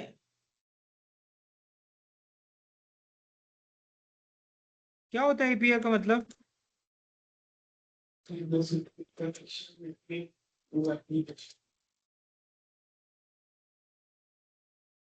Application programming interface, बराबर। एपीआई का मतलब एप्लीकेशन प्रोग्रामिंग इंटरफेस, है ना? तो एपीआई के थ्रू किसी एप्लीकेशन का स्पेसिफिक कंटेंट में एक्सेस कर सकता हूं। एप्लीकेशन का एक्सेस करने के लिए क्या दिया जाता है? एपीआई दिया जाता है। लेकिन एप्लीकेशन को तो वेबसाइट के वेब यूआरएल के थ्रू भी एक्सेस किया जा सकता है ना? किया जा सकता है ना? अगर मैंने कोई वेबसाइट डिप्लॉय किया और वेबसाइट डिप्लॉय करने के बाद यूआरएल के थ्रू मैं उसको एक्सेस करना चाहता हूँ, एक्सेस तो कर सकता हूँ, है ना? अब एपीआई जो होता है, एपीआई भी यूआरएल के फॉर्म में ही होता है। ओके, लेकिन एपीआई के साथ क्या है? अगर मुझे एप्लीकेशन के स्पेसिफिक कंपोनेंट का एपीआई मिल जाता है, तो on the basis of API I can access that information. API के साथ उसका परमिशन भी अटैच होता है, उसका वैलिडिटी भी अटैच होता है, कब तक यूज होगा, क्या होगा, और उसका परमिशन भी डिफाइन रहे। यूआरएल के साथ समझो आपने यूआरएल टाइप किया, हो सकता है ऑथेंटिकेशन मांगे, लेकिन एपीआई को मांगेगा क्या? नहीं मांगे, है ना? So there is a slight difference between API and what I will say URL. Normally developer लोग API में काम करते हैं because they are creating API for, जैसे कोई एप्लीकेशन है, एप्लीकेशन को क्या करना है? एक दूसरे एप्लीकेशन का कंटेंट एक्सेस करना, तो वो क्या करेगा? उसका एपीआई डिफाइन करेगा और एक्सेसिंग एप्लीकेशन में उसका एपीआई दे देगा। यूआरएल देगा तो क्या होगा? हो सकता है उसका ऑथेंटिकेशन मांगे, बराबर। क्लियर है online students? Yes sir. Yes, okay, तो देखिए दिस इज द वे। अब देखिए मैं क्या कर सकता हूँ? Yes, why AWS lambda virtual server in the cloud limited by RAM and CPU. तो यहाँ पे क्या रहेगा? मैं चेंज कर सकता हूँ रैम, हायर कॉन्फ़िगरेशन का लैम्बडा चाहिए तो मुझे रैम इंक्रीज करना पड़ेगा, तो फिर सीपीयू भी चेंज हो जाएगा। सॉरी, ये EC2 के बारे में। ये क्या है? Virtual servers in the cloud, है ना? Limited by RAM and CPU, मतलब कॉन्फ़िगरेशन में डिफाइन कर सकते हो सीपीयू कितना चाहिए, रैम कितना चाहिए। कंटिन्यूअसली रनिंग रहता है। ये क्या रहता है? Continuously running. Scaling means intervention to add और रिमूव सर्वर्स, आप ऐड या रिमूव कर सकते हो सर्वर्स को, राइट। लेकिन लैम्बडा क्या है, वर्चुअल फंक्शन है, नो सर्वर टू मैनेज, आपको सर्वर मैनेज करने की जरूरत है क्या, no. Limited by time, short execution, है ना, तो जब आप कॉल करोगे तभी चलेगा। रन ऑन डिमांड, जब जरूरत है तभी रन होता है, ओके। और स्केलिंग इज ऑटोमेटेड, इसका अगर स्केलिंग लगता है हमको, स्केलिंग मतलब इंफ्रास्ट्रक्चर बढ़ाना या कम करना ऑटोमेटिक है, बराबर। Benefits of AWS lambda, easy pricing, पे पर रिक्वेस्ट एंड कंप्यूट टाइम, आप कितना रिक्वेस्ट करते हो और कितना कंप्यूट पावर यूटिलाइज होता है उसके ऊपर आपका प्राइसिंग है। फ्री टियर फॉर, ये कितना है, 10 lakh AWS lambda request and 400,000 GBs of compute time, integrated with the whole AWS suite of services. मैं लैम्बडा को बहुत सारे सर्विसेज के, ऑलमोस्ट ऑल AWS सर्विस के साथ इंटीग्रेट कर सकता है ना। Integrated with many programming language, easy monitoring through CloudWatch, easy to get more resources per function up to 10 GB of RAM। Maximum जो कॉन्फ़िगरेशन होता है इसका क्या है, 10 GB है, लेकिन सिर्फ रैम ही डिफाइन करना पड़ता है, बाकी डिफाइन करने की जरूरत है क्या, नहीं। Increasing RAM will also improve CPU and network, है ना। Supported language, almost all languages are supported by lambda. दूसरा, AWS लैम्बडा इंटीग्रेशन किसके साथ इंटीग्रेट कर सकते हैं, API gateway, Kinesis, DynamoDB, S3, CloudFront, CloudWatch, EventBridge, CloudWatch Logs, SNS, SQS, Cognito। API gateway क्या होता है, लैम्बडा को एक्सेस करने के लिए मैं API गेटवे मतलब एक URL की तरह क्रिएट कर सकता हूँ, that is what the API gateway. किसी एप्लीकेशन को एक्सेस करना है तो API गेटवे में क्रिएट कर सकता हूँ। हाँ बोल सकते हैं, की टू एक्सेस इट। दूसरा है DynamoDB, NoSQL डेटाबेस है। S3 क्या है, स्टोरेज है, उसको क्या बोलते हैं, अनस्ट्रक्चर्ड डेटा स्टोर। CloudFront क्या है, यस व्हाट इज CloudFront, चोरा। यार तू, मेरे को लगा बहुत पढ़ेगा, तू पढ़ता नहीं है ऐसे। बुरा मत मानना, जस्ट ऐसे ही बोला मैंने। हाँ अच्छा, बेहतर करता हूँ, ठीक है चलेगा, कोई प्रॉब्लम नहीं। चीजें याद रखना चाहिए, बहुत सारी चीजें याद रखने के लिए भूलो मत, क्योंकि फिर इंटरव्यू में भी तो भूलोगे। क्लाउड फ्रंट मतलब CDN, क्लाउड फ्रंट मतलब CDN, है ना। तो अगर आपको कंटेंट डिलीवरी नेटवर्क कॉन्फ़िगर करना है AWS पे तो आप क्लाउड फ्रंट यूज कर सकते हैं। और AWS में क्या है, AWS लो, Azure लो, इन्होंने नाम ऐसे ऐसे दे दिया ना, याद ही नहीं रहते जल्दी। CDN अगर बोल दिया तो आपको मतलब समझ में आया, लेकिन क्लाउड फ्रंट बोल दिया तो okay, clear. SNS simple notification service, SQS simple Q service, Cognito आज ही मैंने बताया ऑथेंटिकेशन सर्विस प्रोवाइड करते हैं, है ना। क्लाउड वॉच मॉनिटरिंग के लिए होता है। तो क्लाउड वॉच में दो चीजें होती है, एक तो मैट्रिसेस देख सकते हैं, नहीं तो लॉग देख सकते हैं। मैट्रिसेस मतलब रैम यूटिलाइजेशन, CPU यूटिलाइजेशन, जो नंबर के फॉर्म में रहता है वो मैट्रिसेस। और जो मैसेज के फॉर्म में आता है, यूजर ने लॉग इन किया इतने बजे, इस यूजर ने, वो है मैसेज, ओके, वो होता है ये। CloudWatch EventBridge, cron बताया था कि आपको लिनक्स में, क्रॉन मतलब टास्क शेड्यूल कर सकते हैं, भाई इतने बजे इतना हो, तो वैसा कुछ सेटअप हम लोग यहाँ पे कर सकते हैं। कहाँ पे, इवेंट ब्रिज। और एक है किनेसिस, किनेसिस क्या है, स्ट्रीमिंग इंजन है, एक एप्लीकेशन से डेटा उठाएगा, ओके, और दूसरे सोर्स को देगा, मतलब सोर्स से उठाएगा, डेस्टिनेशन को दे देगा, और कंटिन्यूअसली डेटा स्ट्रीम करता है, ओके। तो यहाँ पे बहुत सारी, बेसिकली हमको देखना क्या था, lambda is used with the different applications, almost all AWS services. पहले मैंने यहाँ पे क्या बताया आपको, ये अलग अलग सर्विसेज दिया है तो इसका मतलब क्या होता है ये भी बताया, ओके। जैसे किनेसिस डेटा स्ट्रीमिंग इंजन है, डायनामोडीबी आपको पता है, क्लाउड फ्रंट CDN है, कॉग्निटो क्या है, ऑथेंटिकेशन देता है, SQS सिंपल क्यू सर्विस है, दो एप्लीकेशन के बीच में मैसेजेस ट्रांसफर करने के लिए एसक्यूएल यूज होता है, एंड रेस्ट ऑल्सो भी डिस्कस्ड, है ना। अब देखिए लैम्बडा मैं कहाँ यूज कर सकता हूँ, तो देखो यहाँ पे देखिए क्या है, एक S3 बकेट है, क्या है, S3 बकेट। मैं क्या चाहता हूं कि जब भी मैं S3 बकेट में कोई पिक्चर फाइल अपलोड करता हूं, lambda should be integrated with the different AWS services. तो जैसे मैंने S3 के साथ इंटीग्रेट किया लैम्बडा को, तो ये क्या होगा, lambda function will get triggered whenever I will upload image file in this bucket. और ये लैम्बडा क्या करेगा, लैम्बडा को अगर कोई इमेज फाइल दिखा तो ये क्या करेगा, जो इमेज फाइल दूसरे बकेट में ट्रांसफर करेगा और इसका थंबनेल डायनोमोडीबी में लिख देगा। मतलब भाई ये इमेज फाइल अपलोड हुई थी इस बकेट में, मैंने ट्रांसफर किया इतने इतने बजे इस दिन, है ना।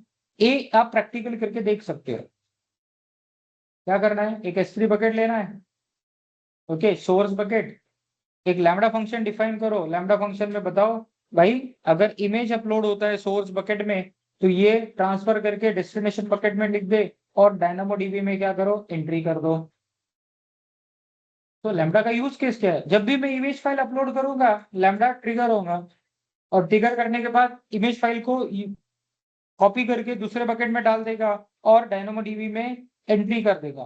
तो इतनी देर के लिए लैम्बडा यूज हुआ। तो लैम्बडा को क्या बोलते हैं, फंक्शन एज अ सर्विस। तो कुछ कंडीशन पे ये ट्रिगर होता है, क्या होता है, कुछ कंडीशन पे ये ट्रिगर होता है। Clear clear. अब देखिए दूसरा क्या है, लैम्बडा फंक्शन को आप क्लाउड वॉच इवेंट ब्रिज से भी ट्रिगर कर सकते हो। क्या कर सकते हो, क्लाउड वॉच इवेंट ब्रिज के थ्रू मैं लैम्बडा फंक्शन को ट्रिगर कर सकता हूँ। मतलब मेरा लैम्बडा फंक्शन है, मुझे लगता है सवेरे 9 बजे स्टार्ट होना चाहिए, तो इवेंट ब्रिज में मैं शेड्यूल डाल दूंगा और लैम्बडा फंक्शन मेंशन कर दूंगा, तो इतने बजे वो अपना काम करेगा, चाहे वो कुछ भी काम हो।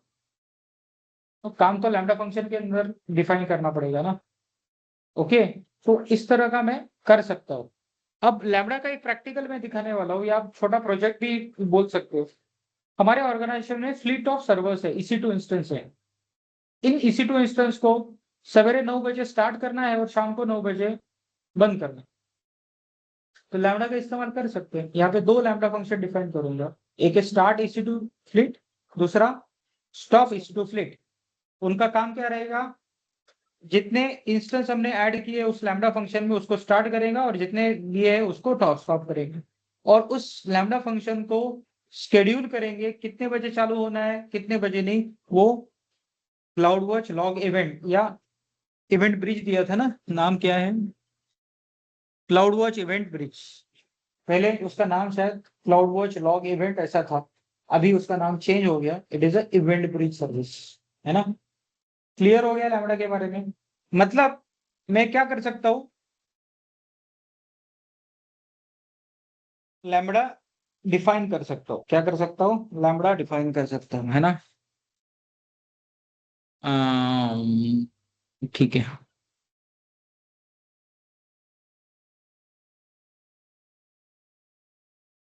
No,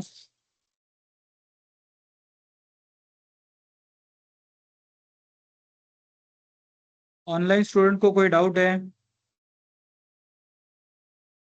no sir.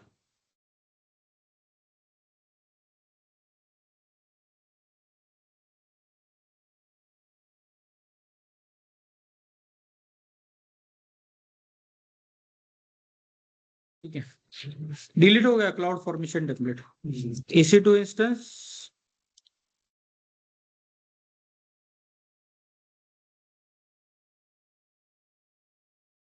टर्मिनेटेड दिखा रही है ना, मतलब ये एंट्री निकल जाएगा ना। तो बेसिकली हम लोग क्या कर सकते हैं, we can define lambda, run code without thinking about servers.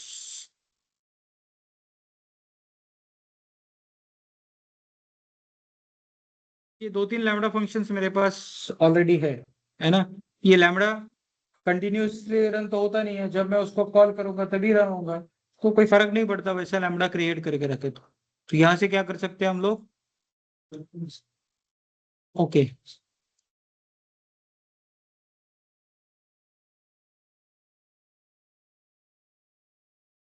Lambda one, यहाँ पे रन टाइम कौन सा देना है ये भी दे सकते हैं ना, जैसे नोड जेएस है तो नोड जेएस ही दे देते हैं।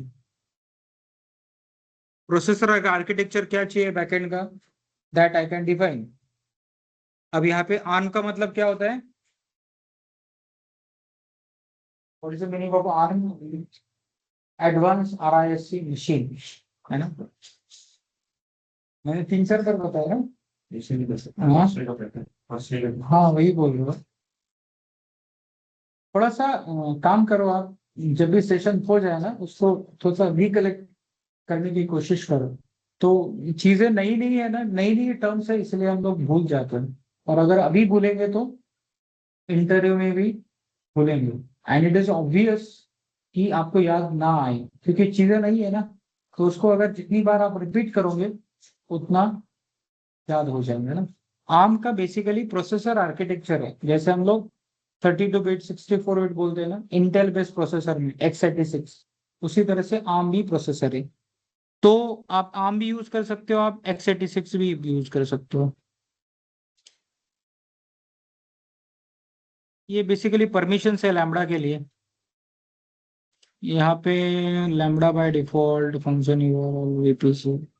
चलो इतना सारा नहीं देखते, हम लोग क्या करेंगे, क्रिएट फंक्शन करेंगे।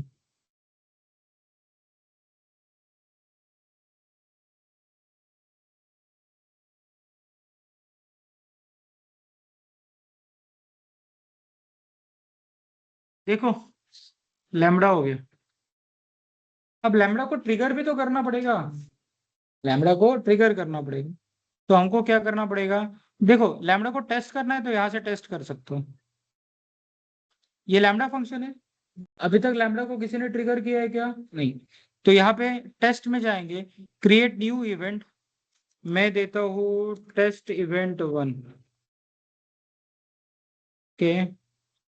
ये बेसिकली क्या करेगा, हेलो वर्ल्ड डिस्प्ले करेगा। और इसको क्या करूंगा मैं, टेस्ट करूँ। ये आ गया ना आपको details, hello from lambda. Okay, status code 200, normally status code 200 का मतलब होता है your application is working fine.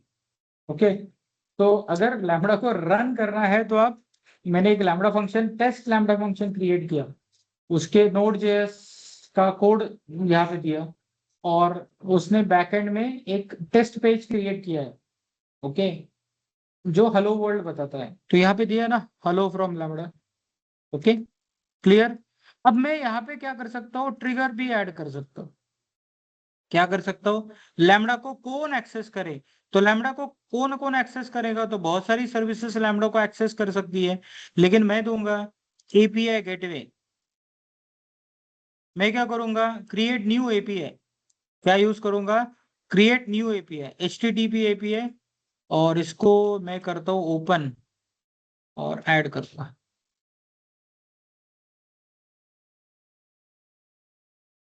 हो गया। Now you see, this is a lambda function, it is accessible through API gateway।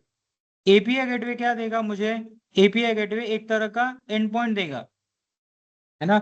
अगर मैं इसको ओपन करता हूं तो what will happen, I will get lambda. अभी क्या है, एक लैम्बडा फंक्शन डिफाइन किया, वो नोड जेएस का कुछ बैकएंड में उसने ओएस एप्लीकेशन यूज किया, एक टेस्ट पेज क्रिएट किया है, हेलो फ्रॉम लैम्बडा उसमें है, बराबर। एक तो मैं डायरेक्टली भी लैम्बडा को रन कर पाया टेस्टिंग करने के लिए, या फिर लैम्बडा को एक्सेस करने के लिए, ट्रिगर करने के लिए मैंने एपीआई गेटवे क्रिएट किया। क्या किया, API. Now when I click on this API gateway, lambda function क्या हो जाएगा, ट्रिगर हो जाएगा और अपना काम करेगा। जितनी देर के लिए मैंने ट्रिगर किया, एपीआई गेटवे से एक्सेस किया, लैम्बडा ट्रिगर हुआ, उतनी ही देर के लिए उसने मुझे कॉस्टिंग दिया। ओके, अब देखो what I will do, function में जाएंगे, टेस्ट लैम्बडा फंक्शन है, तो यहाँ पे कोड में भी जा सकते हैं। This is the code, backend code is available in the lambda.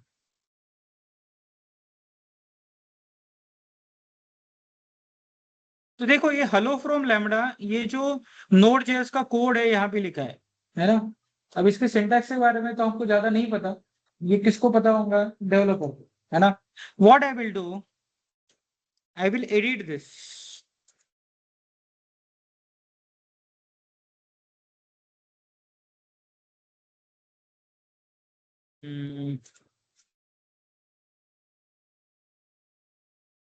मैं कुछ भी डाल देता हूँ यहाँ पे ना।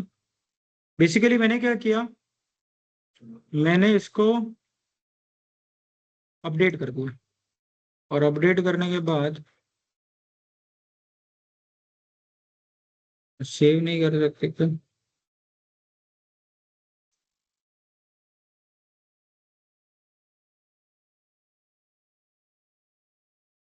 Successfully updated the function test lambda, right. तो अगर मैं इस लैम्बडा को टेस्ट करता हूं तो आई शुड गेट अ,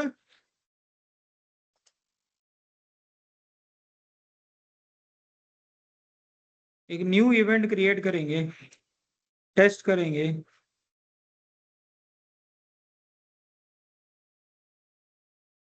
यहाँ डिटेल में कुछ, ये देखो अपडेटेड आ गया, मतलब जो मैंने एप्लीकेशन बैकएंड में था वो दिखा है ना।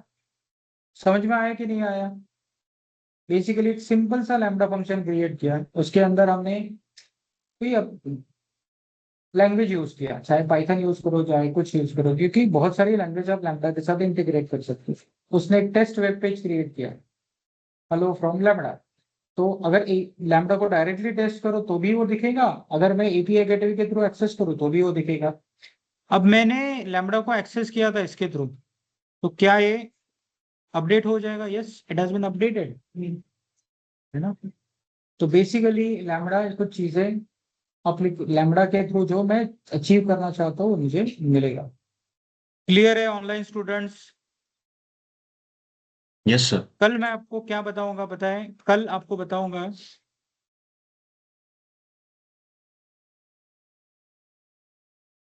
तो start and stop EC2 instance using lambda, that we will perform, है ना। वो आपके रिज्यूमे में छोटा सा एग्जाम्पल भी बता सकते हैं उनका कि भाई मैंने ऐसा ऐसा करा। वैसे बहुत बड़ा नहीं है, बट प्रैक्टिकल यूज केस है, तो उसका इस्तेमाल कर सकते हो, आप भी कर सकते हो। अगर आप फिजिकल सर्वर मेंटेन करते हो EC2 इंस्टेंस पे और लैम्बडा के थ्रू उसको स्टार्ट या स्टॉप करना है तो चल सकते हैं। जैसे आर्वर का एप्लीकेशन है EC2 इंस्टेंस पे, नाइट में तो कोई यूज करता नहीं है, नॉर्मली यूज कब किया जाता है, मॉर्निंग 9 टू इवनिंग 9। तो पैसा सेव करने के लिए आप इसका इस्तेमाल कर सकते हो, है ना। Clear? Hello Yes, online sir. Clear. Students, Yes, कोई sir. डाउट है? Okay. No, sir. चलो।